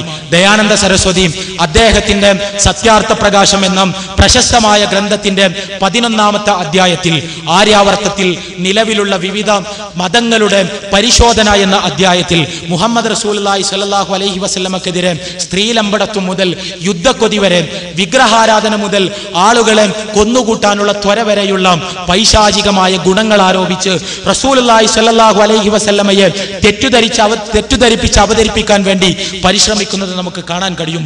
മഹർഷി വിവേകാനന്ദൻ മതസൗഹാർദ്ദത്തിന്റെയും സർവമത സമഭാവനയുടെയും ഉജ്ജ്വല പ്രതീകമായി കൊണ്ടാടപ്പെട്ടിട്ടുള്ള സ്വാമി വിവേകാനന്ദൻ അദ്ദേഹത്തിന്റെ പരിപൂർണമായ രചനകൾ, അദ്ദേഹത്തിന്റെ സമ്പൂർണ്ണ രചനകൾ ക്രോഡീകരിക്കപ്പെട്ടിട്ടുണ്ട്. വിവേകാനന്ദന്റെ കംപ്ലീറ്റ് വർക്സിലൂടെ കടന്നുപോകുക നിങ്ങൾ. പലയിടത്തായി വരികൾക്കിടയിൽ മുഹമ്മദ് റസൂലുള്ളാഹി സ്വല്ലല്ലാഹു അലൈഹി വസല്ലം അപസ്മാര രോഗിയായിരുന്നു എന്ന്, അദ്ദേഹം യുദ്ധക്കൊതിയനായിരുന്നു എന്ന്, അദ്ദേഹം കാമഭ്രാന്തനായിരുന്നു എന്ന്, അദ്ദേഹം കരുണയില്ലാത്തവനായിരുന്നു എന്ന്, അദ്ദേഹം ഇതര മതങ്ങളോട് സഹിഷ്ണുതയില്ലാത്തവനായിരുന്നു എന്ന് സ്വാമി വിവേകാനന്ദൻ വളരെ പച്ചയായി ആരോപിക്കുന്നത് നമുക്ക് കാണാൻ കഴിയും. ഇവിടെ ദയാനന്ദ സരസ്വതിയും സ്വാമി വിവേകാനന്ദനും നിർവഹിച്ചത് പ്രത്യേകമായൊരു ധർമ്മമാണ്. ജാതി വ്യവസ്ഥയുടെ സംരക്ഷണം അവരുടെ ബാധ്യതയായിരുന്നു. ജാതി വ്യവസ്ഥ തകർക്കുവാൻ പാകത്തിലുള്ള മാനവ സാഹോദര്യത്തിന്റെ ആശയങ്ങൾ റസൂലുള്ളാഹി സ്വല്ലല്ലാഹു അലൈഹി വസല്ലമയിലൂടെ ഭാരതത്തിലേക്ക് കടന്നു വന്നാൽ ജാതിയുടെ നിലനിൽപ്പും അതുവഴി തങ്ങളുടെ സ്വാർത്ഥ താല്പര്യങ്ങളും അപകടത്തിലാകുമെന്ന് മനസ്സിലാക്കിയ ഹൈന്ദവ പുനരുത്ഥാനവാദികൾ ഓറിയന്റലിസ്റ്റുകളുടെ തന്നെ നബിചരിത്ര ഗ്രന്ഥങ്ങളെ ഉപജീവിച്ച് റസൂലുള്ളാഹി സ്വല്ലല്ലാഹു അലൈഹി വസല്ലമക്കെതിരെ അടിസ്ഥാനരഹിതമായ ആരോപണങ്ങൾ തൊടുത്തുവിട്ടതിന്റെ ഫലമായി ഇന്ത്യയിലെ ഹിന്ദു പൊതുസമൂഹം മുഹമ്മദ് റസൂലുള്ളാഹി സ്വല്ലല്ലാഹു അലൈഹി വസല്ലമയെ വ്യാപകമായി തെറ്റിദ്ധരിച്ചിട്ടുണ്ട് എന്ന വസ്തുതയോട് മുഖം തിരിഞ്ഞു നിൽക്കാൻ നമുക്കാർക്കും കഴിയില്ല. നമ്മുടെ കേരളത്തിലേക്ക്, മതമൈത്രിക്ക് പേരുകേട്ട കേരളത്തിലേക്ക് മതസൗഹാർദ്ദത്തിന്റെ ശാന്തിഗീതങ്ങൾ ഉയർന്നുകൊണ്ടിരിക്കുന്നു എന്ന് നാം അഭിമാനപൂർവ്വം പറയുന്ന കേരളത്തിലേക്ക് മതവിശ്വാസികൾ, ഹിന്ദുക്കളും ക്രിസ്ത്യാനികളും മുസ്ലിങ്ങളും തോളോട് തോൾ ചേർന്നു നിന്ന് പരസ്പരം ഐക്യത്തോടെ സഹകരണത്തോടെ കൊണ്ടും കൊടുത്തും ജീവിച്ച ഒരു സവിശേഷമായ നാട്ടുനന്മയുടെ പാരമ്പര്യത്തിന്റെ വക്താക്കളെന്ന് സ്വയം അഭിമാനിക്കുന്ന മലയാളികളുടെ സ്വന്തം നാട്ടിലേക്ക് നാം കടന്നു വരിക. 15ാം നൂറ്റാണ്ട് വരെ മുഹമ്മദ് റസൂലുള്ളാഹി സ്വല്ലല്ലാഹു അലൈഹി വസല്ലമയെ കുറിച്ച് ഉന്നതമായ ധാരണകളാണ് കേരളത്തിലെ അമുസ്ലിം പൊതുസമൂഹത്തിനുണ്ടായിരുന്നത്. റസൂലുള്ളാഹി സ്വല്ലല്ലാഹു അലൈഹി വസല്ലമയെ ബഹുമാനിക്കാൻ, റസൂലുള്ളാഹി സ്വല്ലല്ലാഹു അലൈഹി വസല്ലമയെ ആദരിക്കാൻ സ്വയം മുസ്ലിങ്ങൾ അല്ലാതിരിക്കുമ്പോഴും തങ്ങളുടെ ചുറ്റും തങ്ങളുടെ സഹജീവികളായി ജീവിച്ചു കൊണ്ടിരിക്കുന്ന ഒരു ജനസമൂഹത്തിന്റെ ബഹുമാന്യനായ പ്രവാചകൻ എന്ന നിലയിൽ റസൂലുള്ളാഹി സ്വല്ലല്ലാഹു അലൈഹി വസല്ലമയെ ആദരിക്കാൻ, സ്നേഹിക്കാൻ, അർഹമായ അംഗീകാരം നൽകാൻ, സ്ഥാനം നൽകാൻ കേരളത്തിലെ അമുസ്ലിം പൊതുസമൂഹത്തിന്, വിശേഷിച്ചും ഇവിടുത്തെ ഹിന്ദു സമൂഹത്തിന് കഴിഞ്ഞിരുന്നു. എന്നാൽ 15ാം നൂറ്റാണ്ടിൽ 1498 കേരളത്തിന്റെ സാമൂഹ്യ സംവിധാനത്തെ അപ്പാടെ അട്ടിമറിച്ചുകൊണ്ട് വാസ്കോഡഗാമ കോഴിക്കോട്ട് കപ്പലിറങ്ങിയത് കേരളത്തിലേക്കുള്ള, അല്ലെങ്കിൽ ഒരുപക്ഷെ ഇന്ത്യയിലേക്ക് തന്നെയുള്ള കൊളോണിയൽ അധിനിവേശങ്ങളുടെ സമാരംഭമായി നമ്മളെല്ലാവരും മനസ്സിലാക്കി വെച്ചിട്ടുണ്ട്. തീർച്ചയായും അന്ന് പോർച്ചുഗലിൽ നിന്ന് കോഴിക്കോട്ടേക്കുള്ള കപ്പൽ മാർഗം വാസ്കോഡഗാമ കണ്ടെത്തുകയും അദ്ദേഹത്തിന്റെ സാഹസിക യാത്രക്കൊടുവിൽ കോഴിക്കോടിനടുത്ത് കാപ്പാട്ട് കപ്പലിറങ്ങുകയും സാമൂതിരിയുമായി കച്ചവട കരാറുകൾ ഉണ്ടാക്കുകയും ചെയ്തതിന്റെ ഫലമായാണ് കൊളോണിയൽ ശക്തികൾ ഭാരതത്തിലേക്ക് കടന്നു വരാൻ ഇടയായത് എന്ന് നമുക്കറിയാം. എന്നാൽ ഗാമയുടെ അധിനിവേശം, ഗാമയുടെ കടന്നുവരവ് പോർച്ചുഗീസുകാരുടെ കോഴിക്കോട്ടേക്കുള്ള കടന്നുകയറ്റം കേവലമായ ഒരു രാഷ്ട്രീയ അധിനിവേശമായിരുന്നു എന്ന്, കേവലമായ സാമ്രാജ്യത്വത്തിന്റെ കേവല രാഷ്ട്രീയ താല്പര്യങ്ങളിൽ അധിഷ്ഠിതമായ ഒരു കപ്പൽ യാത്രയായിരുന്നു എന്ന് തെറ്റുധരിക്കുവാൻ മാത്രം ശുദ്ധമനസ്കരായി നമ്മളാരും മാറരുതേ എന്നാണ് എനിക്ക് നിങ്ങളോടെല്ലാം പറയാനുള്ളത്. അന്നത്തെ പോപ്പ് അന്നത്തെ പോർച്ചുഗീസ് രാജാവിന് നൽകിയ ഒരു കത്ത് ചരിത്രരേഖകളിൽ നിന്ന് നമുക്ക് കണ്ടെടുക്കാൻ കഴിയും. അന്നത്തെ പോർച്ചുഗൽ രാജാവിന് അയച്ച കത്തിൽ അദ്ദേഹം പറയുന്നത്, കേരളത്തിലെ മലബാർ തീരത്തെ കച്ചവടം ആ നാട്ടിലെ ദൈവനിന്ദകരായ മുഹമ്മദന്മാരുടെ കയ്യിലാണ്. അറബിക്കടൽ തീരത്തെ കോഴിക്കോട്ടെ കച്ചവടത്തിന്റെ നിയന്ത്രണം. ദൈവനിന്ദകരായ മുഹമ്മദന്മാരിൽ നിന്ന് ആ കച്ചവടത്തിന്റെ നിയന്ത്രണം ബലാത്കാരമായി പിടിച്ചു വാങ്ങി സത്യക്രിസ്ത്യാനികളുടെ കൈകളിൽ അത് ഏൽപ്പിച്ചു കൊടുക്കേണ്ട ഉത്തരവാദിത്തം അന്ന് ക്രൈസ്തവ ലോകത്ത് സാമ്രാജ്യത്വത്തിന് നടുനായകത്വം വഹിച്ചിരുന്ന പോർച്ചുഗൽ രാജാവിനുണ്ട് എന്ന് ഉത്ബോധിപ്പിക്കുന്ന കത്ത് മാർപ്പാപ്പയിൽ നിന്ന് ലഭിച്ചതിന്റെ ഫലമായിട്ടാണ് യഥാർത്ഥത്തിൽ വാസ്കോ ഡ ഗാമ പോർച്ചുഗീസ് രാജാവിന്റെ അനുഗ്രഹാശിസുകളോട് കൂടി അവിടെ പോർച്ചുഗലിൽ നിന്ന് കപ്പൽ കയറി കോഴിക്കോട്ട് വന്ന് കപ്പലിറങ്ങുന്നത് എന്ന് നമ്മൾ അറിയണം. ഇവിടെ മുഹമ്മദിനെ പൂജിക്കുന്ന ദൈവനിന്ദകരായ മുഹമ്മദന്റെ ചിത്രം കുരിശുയുദ്ധ കാലത്തു നിന്ന് 4 നൂറ്റാണ്ടുകൾക്കപ്പുറത്തേക്ക് 15-ാം നൂറ്റാണ്ടിലേക്ക് സംപ്രേക്ഷണം ചെയ്യപ്പെടുകയും ആ സംപ്രേക്ഷണത്തിന്റെ അനന്തരഫലമായി ആയുധങ്ങളുമായി വാസ്കോ ഡ ഗാമ കോഴിക്കോട്ട് കപ്പലിറങ്ങുകയും അദ്ദേഹം മുസ്ലിങ്ങളെ തുരത്തുകയും അവിടുത്തെ കച്ചവടത്തിന്റെ നിയന്ത്രണം കൈക്കലാക്കുകയും ചെയ്യുന്നതാണ് നാം കാണുന്നത്. സ്വാഭാവികമായും മുസ്ലിങ്ങളോടുള്ള ശത്രുതയും കുടിപ്പകയും ഇസ്ലാമിനോടുള്ള വിരോധവും, ഇസ്ലാം എന്നാൽ ദൈവനിന്ദയാണ് എന്ന തെറ്റുധാരണയും, മുസ്ലിങ്ങൾ എന്നാൽ മുഹമ്മദിനെ പൂജിക്കുന്നവരാണ് എന്ന അന്ധവിശ്വാസവുമായി വാസ്കോ ഡ ഗാമ കോഴിക്കോട്ട് കപ്പലിറങ്ങിയപ്പോൾ അവർ ചെയ്തത് കേവലമായ കച്ചവട വസ്തുക്കളുടെ വിനിമയം എന്നതിനപ്പുറത്ത് കൃത്യമായ പ്രവാചക നിന്ദാ പരിപാടികളായിരുന്നു. പോർച്ചുഗീസുകാർ കേരളത്തിൽ നിലനിന്ന കാലത്തോളം തരം കിട്ടിയപ്പോഴൊക്കെ കേരളീയ പൊതുസമൂഹത്തിന്റെ മസ്തിഷ്കത്തിലേക്ക് വികലമായൊരു പ്രവാചക ചിത്രത്തെ കടത്തിവിടാനുള്ള വളരെ സമർത്ഥമായ പരിശ്രമങ്ങൾ പോർച്ചുഗലിൽ നിന്ന് വാസ്കോ ഡ ഗാമയോടൊപ്പം കപ്പലിറങ്ങിയ സത്യക്രിസ്ത്യാനികൾ ഇവിടെ നിർവഹിച്ചിരുന്നു എന്ന് നാം മനസ്സിലാക്കണം. റസൂലുള്ളാഹി സ്വല്ലല്ലാഹു അലൈഹി വസല്ലമയെ സ്നേഹിച്ചിരുന്ന, റസൂലുള്ളാഹി സ്വല്ലല്ലാഹു അലൈഹി വസല്ലമയെ ആദരിച്ചിരുന്ന, റസൂലുള്ളാഹി സ്വല്ലല്ലാഹു അലൈഹി വസല്ലമയുടെ അനുയായികളായ മുസ്ലിങ്ങളെ ബഹുമാനിച്ചിരുന്ന കേരളത്തിലെ ഹിന്ദു പൊതുസമൂഹത്തിന്റെ മനസ്സിലേക്ക് വികലമായ നബിധാരണകൾ കടത്തിവിട്ടതിന്റെ ഒന്നാമത്തെ ഉത്തരവാദിത്തം യഥാർത്ഥത്തിൽ വാസ്കോ ഡ ഗാമക്കാണ്. ഗാമക്ക് ശേഷം ഡച്ചുകാരും അതിനുശേഷം ബ്രിട്ടീഷുകാരും കേരളത്തിൽ ആധിപത്യം ഉറപ്പിച്ചു. ഇവരുടെ എല്ലാവരുടെയും പൈതൃകം ഗാമയുടെ പൈതൃകം തന്നെയായിരുന്നു. ഗാമയുടെ പൈതൃകം നബിനിന്ദയുടെ പൈതൃകമാണ്. ബ്രിട്ടീഷ് കാലഘട്ടത്തിൽ ഉത്തരേന്ത്യയിൽ നേരത്തെ ഞാൻ സൂചിപ്പിച്ച CG ഫാണ്ടറുടെ നേതൃത്വത്തിൽ അരങ്ങു തകർത്ത നബിനിന്ദാ പരിശ്രമങ്ങളുടെ അലയൊലി എന്നോണം ഉത്തരേന്ത്യയിൽ CG ഫാണ്ടർ വിതരണം ചെയ്ത മീസാനുൽ ഹഖ് എന്ന നബി വിമർശന ഗ്രന്ഥത്തിന്റെ വിവർത്തനം മലയാള ഭാഷയിൽ പ്രസിദ്ധീകരിച്ച് അത് കേരളത്തിലെ മുസ്ലിം വീടുകളിലേക്ക് സൗജന്യമായി അയച്ചു കൊടുത്ത് ആ പുസ്തകത്തിലെ വാദമുഖങ്ങളെ അടിസ്ഥാനമാക്കി കേരളത്തിലുടനീളം റസൂലുള്ളാഹി സ്വല്ലല്ലാഹു അലൈഹി വസല്ലമയെ നിന്ദിച്ചുകൊണ്ട് പ്രഭാഷണങ്ങൾ നടത്തി നബി സ്വല്ലല്ലാഹു അലൈഹി വസല്ലമയെ തെറ്റിദ്ധരിപ്പിക്കുവാനുള്ള ശക്തമായ പരിശ്രമങ്ങൾ ബ്രിട്ടീഷ് ഭരണത്തിന്റെ തണലുപയോഗിച്ചുകൊണ്ട് ഗാമയുടെ പൈതൃകമുള്ള ക്രൈസ്തവ മിഷനറിമാർ കേരളത്തിൽ നിർവഹിച്ചത് നമുക്ക് കാണാൻ കഴിയും. സഹോദരങ്ങളെ, അന്നത്തെ കേരളീയ മുസ്ലിം സമൂഹത്തിന് ഒരു പ്രത്യേകതയുണ്ട്. അത് ഒരടഞ്ഞ സമൂഹമായിരുന്നു. ചരിത്രപരമായ കാരണങ്ങളാൽ അന്നത്തെ കേരളീയ മുസ്ലിം സമൂഹത്തിന് മലയാളം എഴുതാനോ വായിക്കാനോ അറിയുമായിരുന്നില്ല. അവരുടെ ആശയവിനിമയങ്ങൾ മുഴുവനും നിർവഹിക്കപ്പെട്ടിരുന്നത് അറബി മലയാളത്തിലായിരുന്നു. അതുകൊണ്ട് തന്നെ മുസ്ലിങ്ങൾക്ക് പുറത്ത് ക്രൈസ്തവ മിഷനറിമാർ എന്താണ് എഴുതിക്കൊണ്ടിരിക്കുന്നത് എന്നോ എന്താണ് പ്രസംഗിച്ചു കൊണ്ടിരിക്കുന്നത് എന്നോ തിരിച്ചറിയാനുള്ള ശേഷി നിർഭാഗ്യവശാൽ അക്കാലഘട്ടത്തിലെ കേരളീയ മുസ്ലിം സമൂഹത്തിനുണ്ടായിരുന്നില്ല.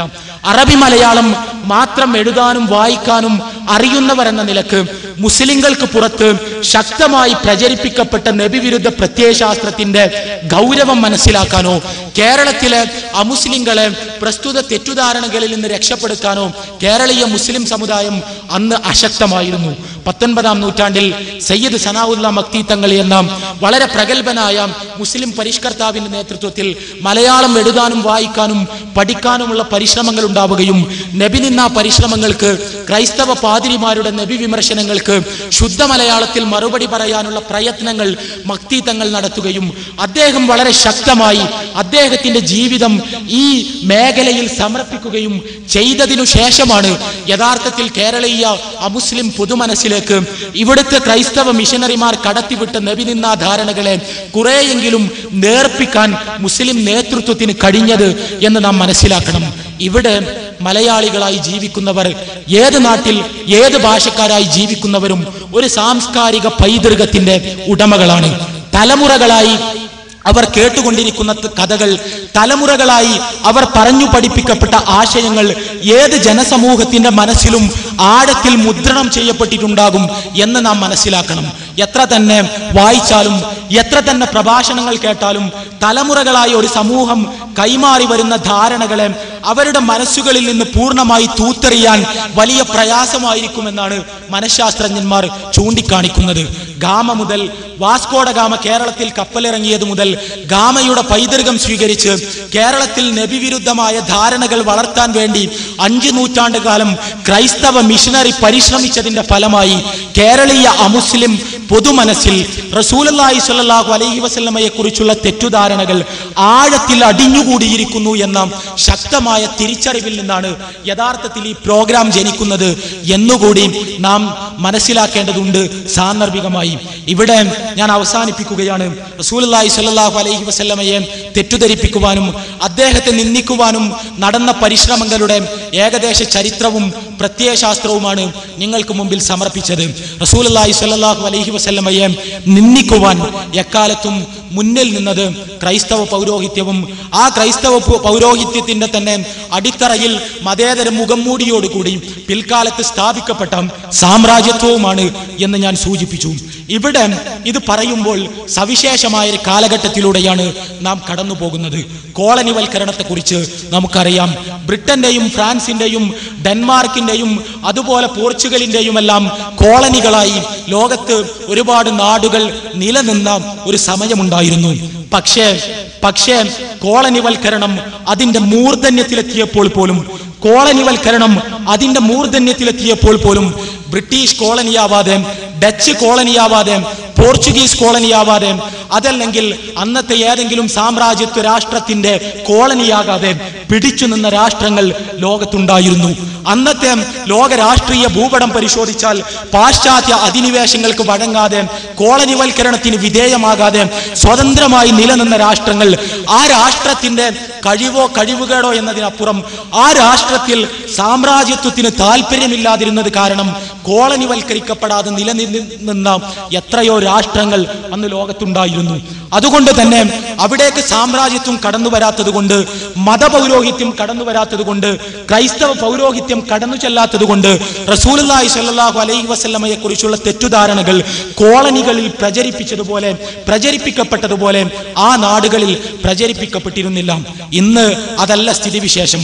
ആഗോളവൽക്കരണം എന്ന ഓമന പേരിൽ നമ്മളെല്ലാവരും വിളിച്ചുകൊണ്ടിരിക്കുന്ന നവമുതലാളിത്തം രൂപകൽപ്പന ചെയ്ത ആധുനിക സാമ്പത്തിക ലോകക്രമത്തിൽ ജീവിക്കുന്ന നമ്മളെല്ലാവരും കോളനിവൽക്കരിക്കപ്പെട്ടവരാണ്. നമുക്ക് ഇഷ്ടമുണ്ടായാലും ഇഷ്ടമില്ലെങ്കിലും ശരി, അതൊരു സത്യമാണ്. അമേരിക്കയുടെ നേതൃത്വത്തിൽ രൂപം കൊണ്ടിട്ടുള്ള പുതിയ ഏകധ്രുവ ലോകക്രമത്തിൽ നമ്മളെല്ലാവരും കോളനിവാസികളാണ്. പുതിയ നിയോ കൊളോണിയലിസത്തിന്റെ കാലത്ത് രാഷ്ട്രീയ സൈനിക അധിനിവേശങ്ങളെല്ലാം സാമ്പത്തിക സാംസ്കാരിക അധിനിവേശങ്ങളാണ് സാമ്രാജ്യത്വം വളരെ സമർത്ഥമായി നടപ്പിലാക്കിക്കൊണ്ടിരിക്കുന്നത്. ഇന്ത്യയും പാകിസ്ഥാനും ബംഗ്ലാദേശും അറബ് രാഷ്ട്രങ്ങളും ആഫ്രിക്കൻ രാഷ്ട്രങ്ങളും ഏഷ്യയിലും ആഫ്രിക്കയിലും ചിതറിക്കിടക്കുന്ന മൂന്നാം ലോക രാഷ്ട്രങ്ങളും എല്ലാം ലാറ്റിൻ അമേരിക്കൻ രാഷ്ട്രങ്ങളും അടക്കം ലോക ഭൂപടത്തിൽ രാഷ്ട്രങ്ങളായി അടയാളപ്പെടുത്തപ്പെട്ട ഏതെല്ലാം ഭരണകൂടങ്ങളുണ്ടോ അവ മുഴുവൻ കോളനിവൽക്കരണത്തിന്റെ വരുതിയിൽ വന്നു കഴിഞ്ഞതിനെയാണ് ആഗോളവൽക്കരണം എന്ന ഒറ്റ വാക്കുകൊണ്ട് നമ്മളെല്ലാവരും സൂചിപ്പിക്കുന്നത്. ഇത് അപകടകരമായ ഒരു സ്ഥിതിവിശേഷമാണ്. ലോകം മുഴുവൻ സാമ്രാജ്യത്വത്തിന്റെ കാൽ കീഴിൽ ഞെരിഞ്ഞ വരുമ്പോൾ, ലോകം മുഴുവൻ സാമ്രാജ്യത്വത്തിന്റെ സംസ്കാരം അടിച്ചേൽപ്പിക്കപ്പെടുമ്പോൾ, ലോകത്ത് മുതലാളിത്ത സമ്പദ് വ്യവസ്ഥിതിക്കല്ലാതെ മുതലാളിത്ത സാമ്പത്തിക ക്രമത്തിൽ അധിഷ്ഠിതമായ ലിബറൽ ഡെമോക്രസിയിൽ അധിഷ്ഠിതമായ ഒരു രാഷ്ട്രീയ വ്യവസ്ഥക്കല്ലാതെ ലോകത്ത് അതിജീവന ശേഷിയില്ല എന്ന് വരുന്നിടത്തേക്ക് കാര്യങ്ങൾ കടക്കുമ്പോൾ, സാമ്രാജ്യത്വത്തിന്റെ സംസ്കാരം, മുതലാളിത്തത്തിന്റെ സംസ്കാരം, നബിവിരുദ്ധതയുടെ സംസ്കാരം, ഗാമയുടെ പൈതൃകം ലോകത്തിലെ മുഴുവൻ രാഷ്ട്രങ്ങളിലും വിതരണം ചെയ്യപ്പെടുകയാണ് ചെയ്യുന്നത്. സൂക്ഷിക്കുക. മുതലാളിത്തത്തിന്റെ മീഡിയ, മുതലാളിത്തത്തിന്റെ ഏറ്റവും ശക്തമായ ആയുധമായി ലോകത്തിൽ നിലനിൽക്കുന്ന പാശ്ചാത്യ മീഡിയ നിങ്ങളുടെ എല്ലാം മനസ്സുകളിലേക്ക് റസൂലുള്ളാഹി സ്വല്ലല്ലാഹു അലൈഹി വസല്ലമയുടെ വ്യക്തിത്വത്തെക്കുറിച്ച് മ്ലേച്ഛമായ ചിത്രം കടത്തിവിടാൻ സമർത്ഥമായി പരിശ്രമിച്ചു കൊണ്ടിരിക്കുന്നു എന്ന് അറിയുക. നിങ്ങൾ ഒരു പരസ്യം കാണുമ്പോൾ, നിങ്ങൾ ഒരു പത്രം വായിക്കുമ്പോൾ, നിങ്ങൾ ഒരു TV ചാനൽ കാണുമ്പോൾ, നിങ്ങൾ ഒരു ഇന്റർനെറ്റ് സൈറ്റ് തുറക്കുമ്പോൾ, ആധുനിക മുതലാളിത്ത മീഡിയ വിവരശേഖരണത്തിനു വേണ്ടി, ആശയവിനിമയത്തിനു വേണ്ടി നിങ്ങൾക്ക് മുന്നിൽ സംവിധാനിച്ചിരിക്കുന്ന ഏതേത് അവസരത്തിന്റെ വാതിൽ തുറക്കുമ്പോഴും നിങ്ങളുടെ മനസ്സിലേക്ക്, നിങ്ങളുടെ മസ്തിഷ്കത്തിലേക്ക് നിങ്ങൾ അറിയാതെ റസൂലുള്ളാഹി സ്വല്ലല്ലാഹു അലൈഹി വസല്ലം ഭീകരവാദിയായിരുന്നു എന്ന സന്ദേശം, റസൂലുള്ളാഹി സ്വല്ലല്ലാഹു അലൈഹി വസല്ലം സ്ത്രീലമ്പടനായിരുന്നു എന്ന സന്ദേശം, റസൂലുള്ളാഹി സ്വല്ലല്ലാഹു അലൈഹി വസല്ലം പ്രചരിപ്പിച്ച ആശയങ്ങൾ പ്രാകൃതമായിരുന്നു എന്ന സന്ദേശം, റസൂലുള്ളാഹി സ്വല്ലല്ലാഹു അലൈഹി വസല്ലമ പ്രബോധനം ചെയ്ത മൂല്യക്രമം ആധുനിക ജനാധിപത്യ ലോകക്രമത്തിന് ഫിറ്റല്ലാത്തതാണ് എന്ന സന്ദേശം നിങ്ങൾക്ക് ആധുനിക ജനാധിപത്യ ലോകക്രമത്തിൽ ജീവിച്ചു പോകണമെങ്കിൽ 14 നൂറ്റാണ്ടുകൾക്ക് മുമ്പ് അറേബ്യൻ ഗോത്രവർഗ സംസ്കൃതിയുടെ പ്രത്യേകമായ പരിതസ്ഥിതികൾക്കനുസരിച്ച് അന്ന് മുഹമ്മദ് പ്രവാചകൻ രൂപകൽപ്പന ചെയ്ത ആശയങ്ങളുടെ തടവറയിൽ നിന്ന് നിങ്ങളെ സ്വയം വിമോചിപ്പിച്ച് സ്വയം ഒരു മതേതര മുസ്ലിമായി നിങ്ങൾ പരിണമിക്കാത്തിടത്തോളം നിങ്ങളൊരു ഭീകരവാദിയാണ് എന്ന സന്ദേശം മീഡിയ നിങ്ങളെ പറഞ്ഞു പഠിപ്പിക്കും, നിങ്ങളുടെ തലച്ചോറിലേക്ക് സന്നിവേശിപ്പിക്കും. നിങ്ങൾ അറിയാതെ നിങ്ങൾ ഇരയായിത്തീരും. ഇവിടെ ഉള്ള മുസ്ലിങ്ങളും അമുസ്ലിങ്ങളുമായ സഹോദരങ്ങളോട് എനിക്ക് സൂചിപ്പിക്കാനുള്ള ഏറ്റവും പ്രധാനപ്പെട്ട കാര്യം അതാണ്. മുതലാളിത്ത മീഡിയ അരങ്ങുവാഴുന്ന മുതലാളിത്ത മീഡിയയുടെ സ്വാധീനത്തിൽ നിന്ന് നമ്മുടെ ജീവിതത്തിന്റെ മുക്കുമൂലകൾ പോലും മുക്തമല്ലാത്ത ഒരു കാലഘട്ടത്തിലാണ് നാം ജീവിക്കുന്നത്. മുതലാളിത്തത്തിന്റെ പൈതൃകം, ഗാമയുടെ പൈതൃകം, നബിനിന്ദയുടെ പൈതൃകം. ആധുനിക കാലഘട്ടത്തിൽ മുതലാളിത്തത്തിന്റെ നബിനിന്ദക്ക് മൂർച്ച കൂടാൻ മറ്റു ചില കാരണങ്ങൾ കൂടിയുണ്ട്. അത് നമുക്കെല്ലാം അറിയാവുന്നതാണ്. മുതലാളിത്തത്തെ സംബന്ധിച്ചിടത്തോളം വിപണി മാത്രമാണ് മുതലാളിത്തത്തിന്റെ നിഘണ്ടുവിലെ മൂല്യമെന്ന് പറയുന്നത്. വിപണിയെ സ്നിഗ്ധമാക്കുന്ന, വിപണിയിൽ ചെലവാകുന്ന ഏത് രീതിയും ഏത് വസ്തുവും മുതലാളിത്തത്തിന്റെ കണ്ണിൽ നന്മയാണ്. എന്നാൽ റസൂലുള്ളാഹി സ്വല്ലല്ലാഹു അലൈഹി വസല്ലമയുടെ ആശയങ്ങൾ പിന്തുടരുന്നവരെ സംബന്ധിച്ചിടത്തോളം ലാഭമുണ്ടാകും എന്നതുകൊണ്ട് മാത്രം, ലാഭം വർദ്ധിപ്പിക്കാൻ കഴിയും എന്നതുകൊണ്ട് മാത്രം ഒരു കാര്യം നന്മയാവുകയില്ല. പടച്ചതമ്പുരാൻ അനുവദിച്ചത് മാത്രമാണ് നന്മ, പടച്ചതമ്പുരാൻ നിരോധിച്ചതെല്ലാം തിന്മയാണ്. മദ്യം തിന്മയാണ്, സ്ത്രീനഗ്നതയുടെ പ്രദർശനം തിന്മയാണ്, ലോട്ടറി തിന്മയാണ്, ഇങ്ങനെ എല്ലാം തിന്മയാണ്. മുതലാളിത്തത്തെ സംബന്ധിച്ചിടത്തോളം അതിന്റെ ഉൽപ്പന്നങ്ങൾ വിപണനം ചെയ്യണമെങ്കിൽ അതിന് മദ്യം ആവശ്യമുണ്ട്, സ്ത്രീനഗ്നതയുടെ പ്രദർശനം ആവശ്യമുണ്ട്, ലോട്ടറി ആവശ്യമുണ്ട്, ഇസ്ലാം വിരോധിച്ച തിന്മകളെല്ലാം ആവശ്യമുണ്ട്. ലോകത്തെ ഒരുവിധമെല്ലാ മതങ്ങളും ജീവിതത്തിന്റെ രംഗങ്ങളിൽ നിന്ന് മതത്തെ തിരസ്കരിച്ച് ആരാധനാലയത്തിന്റെ മൂലകളിലേക്ക്, പള്ളിമൂലകളിലേക്കും ഭജനമാലകളിലേക്കും മതത്തെ ഒതുക്കി കേവലം ചില പൂജകളിലും ആരാധനകളിലും മതത്തിന്റെ അർത്ഥപരിധിയെ പരിമിതപ്പെടുത്തി മതമെന്ന് പറയുന്നത് ദൈവവും മനുഷ്യനും തമ്മിലുള്ള ഒരു സ്വകാര്യ ഇടപാടാണ് എന്ന് വരുത്തി തീർത്ത് ജീവിത രംഗത്തിൽ മൂല്യങ്ങൾ പാലിക്കേണ്ടതില്ല എന്ന് പഠിപ്പിച്ച് മുതലാളിത്തത്തിന് കീഴൊതുങ്ങി മുതലാളിത്തത്തിന്റെ തിന്മകൾക്ക് മൂകസാക്ഷികളാകുമ്പോൾ ഇസ്ലാം മാത്രം, പ്രവാചകന്റെ അനുയായികൾ മാത്രം, മുഹമ്മദ് റസൂലുള്ളാഹി സ്വല്ലല്ലാഹു അലൈഹി വസല്ലം വസല്ലമയിൽ വിശ്വസിച്ചവർ മാത്രം ആർജവമുള്ള ഒരു പ്രതിരോധമായി, ഒരു പ്രതിശബ്ദമായി, ഒരു മറുവാക്കായി ഇല്ല. മതം എന്ന് പറയുന്നത് പള്ളിയിൽ അനുഷ്ഠിക്കാനുള്ളതാണ്, ജീവിതത്തിൽ തുടരാനുമുള്ളതാണ്. മതം എന്ന് പറയുന്നത് നമസ്കാരമാണ്, മദ്യത്തിൽ നിന്ന് വിട്ടുനിൽക്കലാണ്. മതം എന്ന് പറയുന്നത് നോമ്പാണ്, ചൂതാട്ടത്തെ എതിർക്കലാണ്. മതം എന്ന് പറയുന്നത് ഹജ്ജിന് പോകലാണ്, അതോടൊപ്പം സ്ത്രീ നഗ്നത പ്രദർശിപ്പിക്കാതിരിക്കലാണ്. ജീവിതത്തെ ആസകലം ചൂഴ്ന്നു നിൽക്കുന്ന, ജീവിതത്തെ സമഗ്രമായി പരിവർത്തിപ്പിക്കുന്ന, ജീവിതത്തിന്റെ നിഖില മേഖലകൾക്കും നിയമനിർദ്ദേശങ്ങൾ നിഷ്കർഷിക്കുന്ന, ജീവിതത്തെ സമ്പൂർണമായി പരിവർത്തിപ്പിക്കുന്ന ആദർശമാണ് മതം. അത് മുതലാളിത്തം അരങ്ങുവാഴുന്നു എന്നതുകൊണ്ട് മാത്രം, നവലോകക്രമം സ്ഥാപിതമായി എന്നതുകൊണ്ട് മാത്രം ഞങ്ങൾക്ക് അടിയറ വെക്കാൻ കഴിയില്ല തന്നെ. കേവലം മൂല്യബോധമില്ലാത്ത വിപണി മോഹങ്ങളിൽ മാത്രം അധിഷ്ഠിതമായ നിങ്ങളുടെ താല്പര്യങ്ങൾ കരുനിൽക്കാൻ ഞങ്ങളെ കിട്ടുകയില്ല തന്നെ എന്ന് റസൂലുള്ളാഹി സ്വല്ലല്ലാഹു അലൈഹി വസല്ലമയുടെ അനുയായികൾ ആർജവത്തോടുകൂടി പ്രഖ്യാപിക്കുന്നത് കൊണ്ട് റസൂലുള്ളാഹി സ്വല്ലല്ലാഹു അലൈഹി വസല്ലം ഭീകരവാദിയാകേണ്ടത്, അപരിഷ്കൃതനാകേണ്ടത്, പുതിയ കാലത്തിന് കൊള്ളാത്തവനാകേണ്ടത്, ആയുധങ്ങൾ ഉൽപ്പാദിപ്പിക്കുന്നവരുടെ ആശയ സ്രോതസ്സാകേണ്ടത് മുതലാളിത്തത്തിന്റെ ആവശ്യമാണ്, കച്ചവട താല്പര്യമാണ്. അതുകൊണ്ട് മുതലാളിത്തത്തിന്റെ താല്പര്യങ്ങളെ, അജണ്ടകളെ തിരിച്ചറിയുക. മതപൗരോഹിത്യവും സാമ്രാജ്യത്വവും നവമുതലാളിത്തവും ജാതിക്കോമരങ്ങളും റസൂലുള്ളാഹി സ്വല്ലല്ലാഹു അലൈഹി വസല്ലമക്ക് നേരെ പടച്ചുവിടുന്ന അടിസ്ഥാനരഹിതമായ ആരോപണങ്ങളിൽ വഞ്ചിതരാകാതിരിക്കുക. റസൂലുള്ളാഹി സ്വല്ലല്ലാഹു അലൈഹി വസല്ലമയുടെ ജീവിതത്തെ ഇസ്ലാമിന്റെ അടിസ്ഥാന പ്രമാണങ്ങളിൽ നിന്ന്, പരിശുദ്ധ ഖുർആനിൽ നിന്നും, റസൂലുള്ളാഹി സ്വല്ലല്ലാഹു അലൈഹി വസല്ലമയുടെ ജീവിതചര്യയിൽ നിന്നും കൃത്യമായി മനസ്സിലാക്കുക. റസൂലുള്ളാഹി സ്വല്ലല്ലാഹു അലൈഹി വസല്ലമക്കെതിരെ എന്തെങ്കിലും ഒരു വിമർശനം ശ്രദ്ധയിൽപ്പെട്ടാൽ അതുമായി ബന്ധപ്പെട്ട ആളുകളുടെ ശ്രദ്ധയിൽപ്പെടുത്തി അതിന്റെ വസ്തുത അന്വേഷിക്കാൻ ശ്രമിക്കുക. ഇല്ലെങ്കിൽ നഷ്ടം നിങ്ങൾക്കാണ്, നിങ്ങൾക്ക് മാത്രമാണ്. പരിശുദ്ധ ഖുർആനിലെ 21-ാമത്തെ അധ്യായം സൂറത്തുൽ അംബിയായിലെ 107-ാമത്തെ വചനം നിങ്ങളെ കേൾപ്പിച്ചുകൊണ്ട് ഞാൻ ഉപസംഹരിക്കുന്നു. വമാ അർസൽനാക ഇല്ലാ റഹ്മത്തൽ ലിൽ ആലമീൻ. പരിശുദ്ധ ഖുർആൻ പ്രഖ്യാപിക്കുന്നു, പ്രവാചകരെ താങ്കളെ ദൈവം തമ്പുരാൻ പ്രപഞ്ചനാഥൻ ഈ ലോകത്തേക്ക് നിയോഗിച്ചിട്ടുള്ളത് ലോകത്തെ മുഴുവൻ മനുഷ്യർക്കും കാരുണ്യമായിട്ടാണ്. പരിശുദ്ധ ഖുർആനിലെ 34-ാമത്തെ അധ്യായം സൂറത്തു സബയിലെ 28-ാമത്തെ വചനം വമാ അർസൽനാക ഇല്ലാ കാഫത്തൻ ലിന്നാസി ബശീറൻ വനദീറ. മുഹമ്മദ് നബിയെ ലോകത്തെ മുഴുവൻ മനുഷ്യർക്കും സന്തോഷവാർത്ത അറിയിക്കുന്നവനും താക്കീത് നൽകുന്നവനുമായിട്ടല്ലാതെ ദൈവം തമ്പുരാൻ നിയോഗിച്ചിട്ടേയില്ല. വലാകിന്ന അക്സറന്നാസി ലാ യഅലമൂൻ.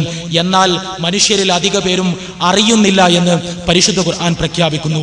ലോകത്തിലെ മുഴുവൻ മനുഷ്യരിലേക്കുമായി നിയോഗിക്കപ്പെട്ട, ലോകത്തിലെ മുഴുവൻ മനുഷ്യർക്കും സന്തോഷവാർത്തയുമായി കടന്നു വന്ന, ലോകത്തിലെ മുഴുവൻ മനുഷ്യർക്കും താക്കീത് നൽകി കടന്നുപോയ, ലോകത്തിലെ സകല മനുഷ്യർക്കും കാരുണ്യമായി ഹിന്ദുവിന്റെയും മുസ്ലിമിന്റെയും ക്രിസ്ത്യാനിയുടെയും മതമില്ലാത്തവന്റെയും ദൈവത്തിൽ നിന്ന്, ദൈവത്താൽ നിയോഗിതനായ അന്തിമ പ്രവാചകനാണ് മുഹമ്മദ് റസൂലുള്ളാഹി സ്വല്ലല്ലാഹു അലൈഹി വസല്ലം. അല്ലാഹു പ്രപഞ്ചനാഥൻ, പ്രപഞ്ച സൃഷ്ടാവ്, നബിയുടെ മാത്രം ദൈവമല്ല, മുസ്ലിമിന്റെ മാത്രം ദൈവമല്ല, ക്രിസ്ത്യാനിയുടെ മാത്രം ദൈവമല്ല, ഹിന്ദുവിന്റെ മാത്രം ദൈവമല്ല, മതമില്ലാത്തവന്റെ മാത്രം ദൈവമല്ല, അത് സർവ്വ മനുഷ്യരുടെയും ദൈവമാണ്. നിങ്ങൾ മനുഷ്യനാണെങ്കിൽ, മനുഷ്യകുലം എന്ന വരുതിയിൽ നിങ്ങൾ ഉൾപ്പെടുമെങ്കിൽ നിങ്ങൾക്ക് കൂടി വേണ്ടിയാണ് ദൈവം തമ്പുരാൻ മുഹമ്മദ് റസൂലുള്ളാഹി സ്വല്ലല്ലാഹു അലൈഹി വസല്ലമയെ അവന്റെ കാരുണ്യത്തിന്റെ ഭാഗമായി ഇവിടേക്ക് നിയോഗിച്ചിട്ടുള്ളത്. ആ നിങ്ങൾക്ക് വേണ്ടി, നിങ്ങൾക്കുള്ള കാരുണ്യമായി, നിങ്ങൾക്കുള്ള സന്തോഷ വാർത്തയായി, നിങ്ങളോടുള്ള താക്കീതായി നിങ്ങളുടെ ദൈവം നിയോഗിച്ചിട്ടുള്ള പ്രവാചകനെ ചൂഷക പരീക്ഷകളുടെ അജണ്ടകളിൽ അധിഷ്ഠിതമായ, ദുരുപദിഷ്ടമായ കുപ്രചരണങ്ങളിൽ വഴിതെറ്റി തിരസ്കരിക്കുക എന്ന ദൗർഭാഗ്യം നിങ്ങൾക്ക് സംഭവിക്കാതിരിക്കട്ടെ എന്ന് ആത്മാർത്ഥമായി പ്രാർത്ഥിച്ചുകൊണ്ട് നിങ്ങളുടെ തുറന്ന ചർച്ചയ്ക്കും സംവാദത്തിനും വേണ്ടി ഈ വിഷയത്തെ സമർപ്പിച്ചുകൊണ്ട് ഉപസംഹരിക്കുന്നു. വാഹിർ ദഅ്വാനാ അൽഹംദുലില്ലാഹി റബ്ബിൽ ആലമീൻ. അസ്സലാമു അലൈക്കും വറഹ്മത്തുള്ളാഹി.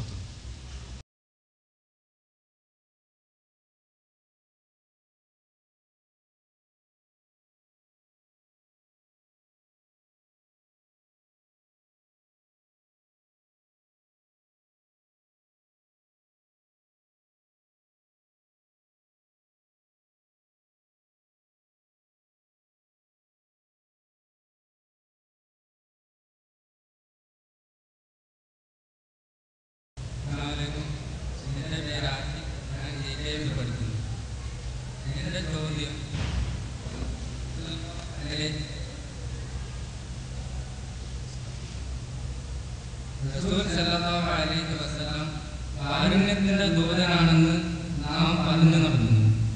പക്ഷേ അദ്ദേഹം നടത്തിയ യുദ്ധ പരമ്പര സ്വന്തക്കായാലും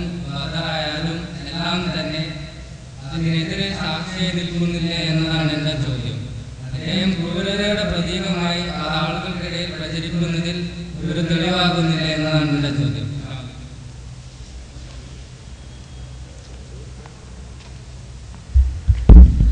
അസ്സലാമു അലൈക്കും വറഹ്മത്തുള്ളാഹി. അൽഹംദുലില്ലാഹി റബ്ബിൽ ആലമീൻ വൽ ആഖിബത്തു ലിൽ മുത്തഖീന വലാ ഉദ്വാന ഇല്ലാ അലൽ ളാലിമീൻ. അഊദു ബില്ലാഹി അസ്സമീഉൽ അലീം മിനശ് ശൈത്വാനിർ റജീം. യുരീദൂന ലിയുത്ഫിഊ നൂറല്ലാഹി ബിഅഫ്വാഹിഹിം വല്ലാഹു മുത്തിമ്മു നൂരിഹി വലൗ കരിഹൽ കാഫിറൂൻ. ഹുവല്ലദീ അർസല റസൂലഹു ബിൽ ഹുദാ വദീനിൽ ഹഖ് ലിയുദ്ഹിറഹു അലദ്ദീനി കുല്ലിഹി വലൗ കരിഹൽ മുശ്രികൂൻ. സഹോദരൻ്റെ ചോദ്യം പ്രസക്തമാണ്.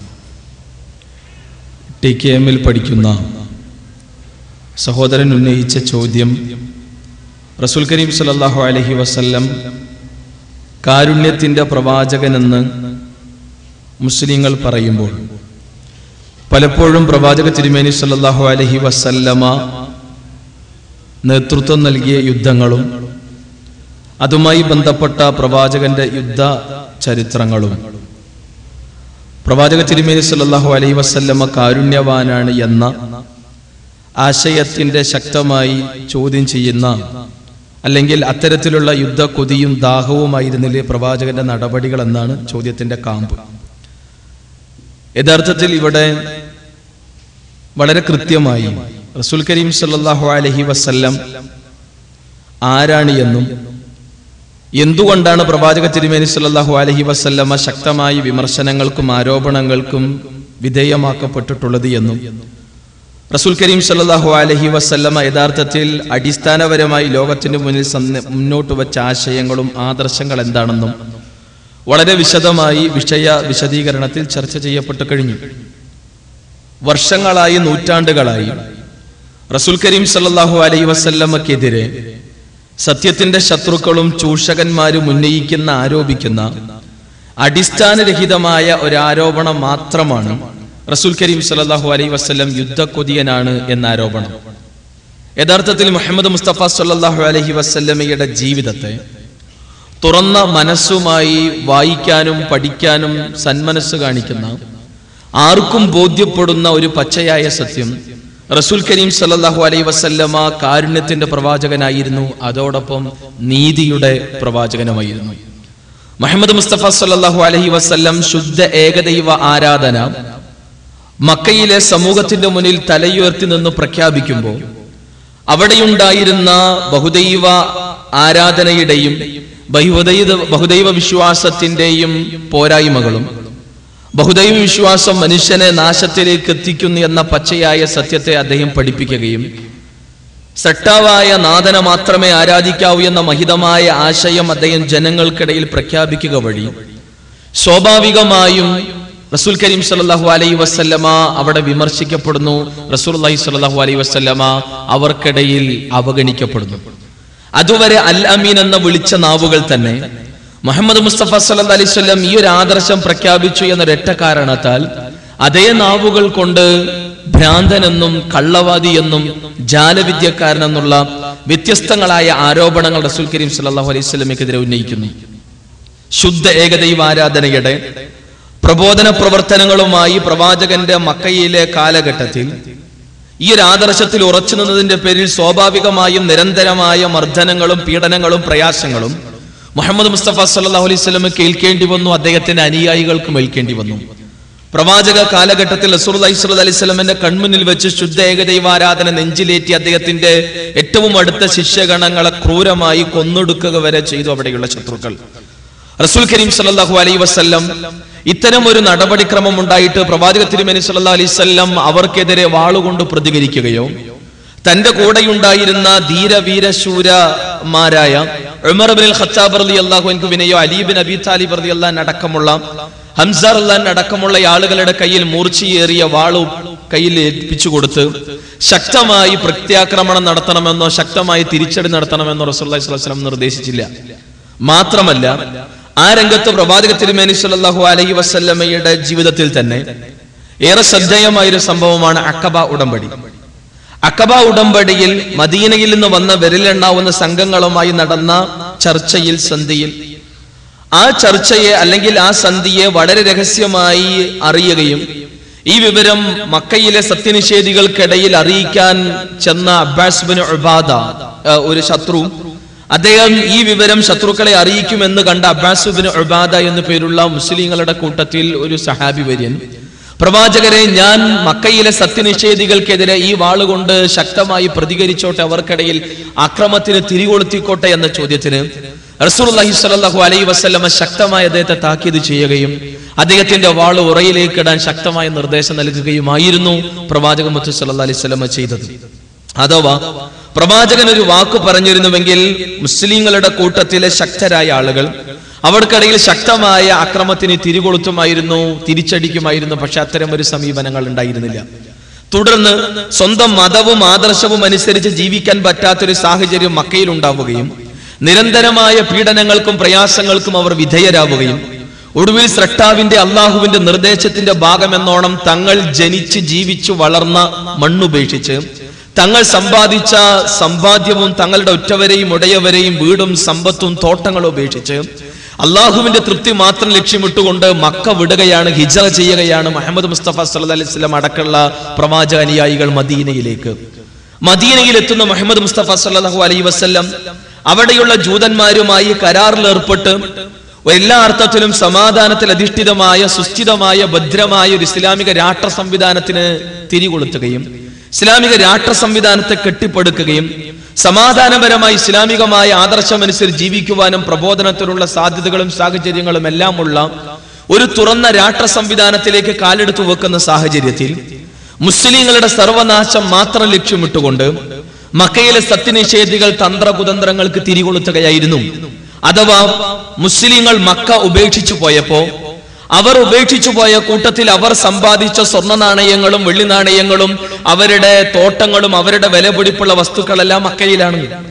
ആ മുസ്ലിങ്ങൾ ഉപേക്ഷിച്ചു പോയ സകല സമ്പത്തും എല്ലാം തന്നെ കൊള്ളയടിച്ച് എന്നിട്ട് കച്ചവടം നടത്തി അതിലൂടെ ലഭിക്കുന്ന കൊള്ളലാഭം ഉപയോഗിച്ച് മുസ്ലിങ്ങളെ അല്ലെങ്കിൽ ഇസ്ലാമിക രാഷ്ട്രനായകനെ, മുസ്ലിങ്ങളെ, ഇസ്ലാമിക രാഷ്ട്ര സംവിധാനത്തെ, മദീനയെ തകർത്ത് നശിപ്പിച്ചു കളയുവാൻ സത്യനിഷേധികൾ തന്ത്രത്തിന് തിരികൊളുത്തുകയും അതിന്റെ അടിസ്ഥാനത്തിൽ മുസ്ലിങ്ങളുടെ സമ്പത്തെല്ലാം മക്കയിൽ അവർ ഉപേക്ഷിച്ചു പോയ സകല സമ്പത്തും കണ്ടുകെട്ടി അതുപയോഗിച്ച് അബൂ സുഫിയാന്റെ നേതൃത്വത്തിലുള്ള കച്ചവട സംഘം മക്ക വിടുകയും ആ കച്ചവട സംഘം ഇന്ന ലക്ഷ്യത്തിനായി തിരിച്ചു എന്ന വിവരം ഇസ്ലാമിക രാഷ്ട്ര നായകൻ എന്ന നിലയിൽ റസൂൽ കരീം സല്ലല്ലാഹു അലൈഹി വസല്ലമ വിവരം അറിയുന്നു. ഒരു രാഷ്ട്രനായകൻ എന്ന നിലയിൽ തന്റെ രാഷ്ട്രത്തിലെ പ്രജകൾക്ക് സമാധാനവും അവർക്ക് സുരക്ഷിതത്വവും നൽകുക എന്ന ഉത്തരവാദിത്വം രാഷ്ട്രനായകനുണ്ട്. ഇസ്ലാമിക രാഷ്ട്ര നേതൃത്വത്തിന്റെ ബാധ്യതയാണ്. മുഹമ്മദ് മുസ്തഫ സല്ലല്ലാഹു അലൈഹി വസല്ലമയെ സംബന്ധിച്ചിടത്തോളം മുസ്ലിങ്ങളുടെ സമ്പത്ത് തന്നെ ഉപയോഗിച്ചുകൊണ്ട് മുസ്ലിങ്ങളുടെ തന്നെ സർവനാശത്തിന് വേണ്ടിയുള്ള ഒരു പടപ്പുറപ്പാടാണ് ഇവർ നടത്തുന്നത്. ഈ കച്ചവട സംഘം തിരിച്ചു മക്കയിൽ തിരിച്ചെത്തിയാൽ ഇതാണ് നടക്കാൻ പോകുന്നത്. സുസജ്ജരായി സർവസായുധരായി അവർ മദീനയെ ആക്രമിക്കും, മുസ്ലിങ്ങളെ വേരോടെ പിഴുതെറിയുവാൻ അവർ മുന്നോട്ട് വരുമെന്ന തിരിച്ചറിവ് എന്ന വിവരം ലഭിച്ച റസൂൽ കരീം സല്ലല്ലാഹു അലൈഹി വസല്ലം നീതിമാനായ ഭരണാധികാരിയായതുകൊണ്ട് തന്നെ തന്റെ ഉത്തരവാദിത്തം കൃത്യമായി നിർവഹിക്കേണ്ടതുണ്ട് എന്ന തിരിച്ചറിവും ബോധവും ബോധ്യവും ഉള്ളത് കൊണ്ട് തന്നെ അത് തടയുക എന്നത് ഇസ്ലാമിക രാഷ്ട്രനായകന്റെ ബാധ്യതയാണ്, ഉത്തരവാദിത്വമാണ്. അതുകൊണ്ടാണ് റസൂൽ കരീം സല്ലല്ലാഹു അലൈഹി വസല്ലം വിരലെണ്ണാവുന്ന സഹാബി വരുവന്മാരുമായും ഈ കച്ചവട സംഘത്തെ തടയാൻ ശ്രമിക്കുന്നത്. അവർ മക്കയിൽ തിരിച്ചെത്തിയാൽ എല്ലാ അർത്ഥത്തിലും ഇസ്ലാമിക രാഷ്ട്ര സംവിധാനത്തിനും മുസ്ലിങ്ങളുടെയും സർവനാശത്തിന്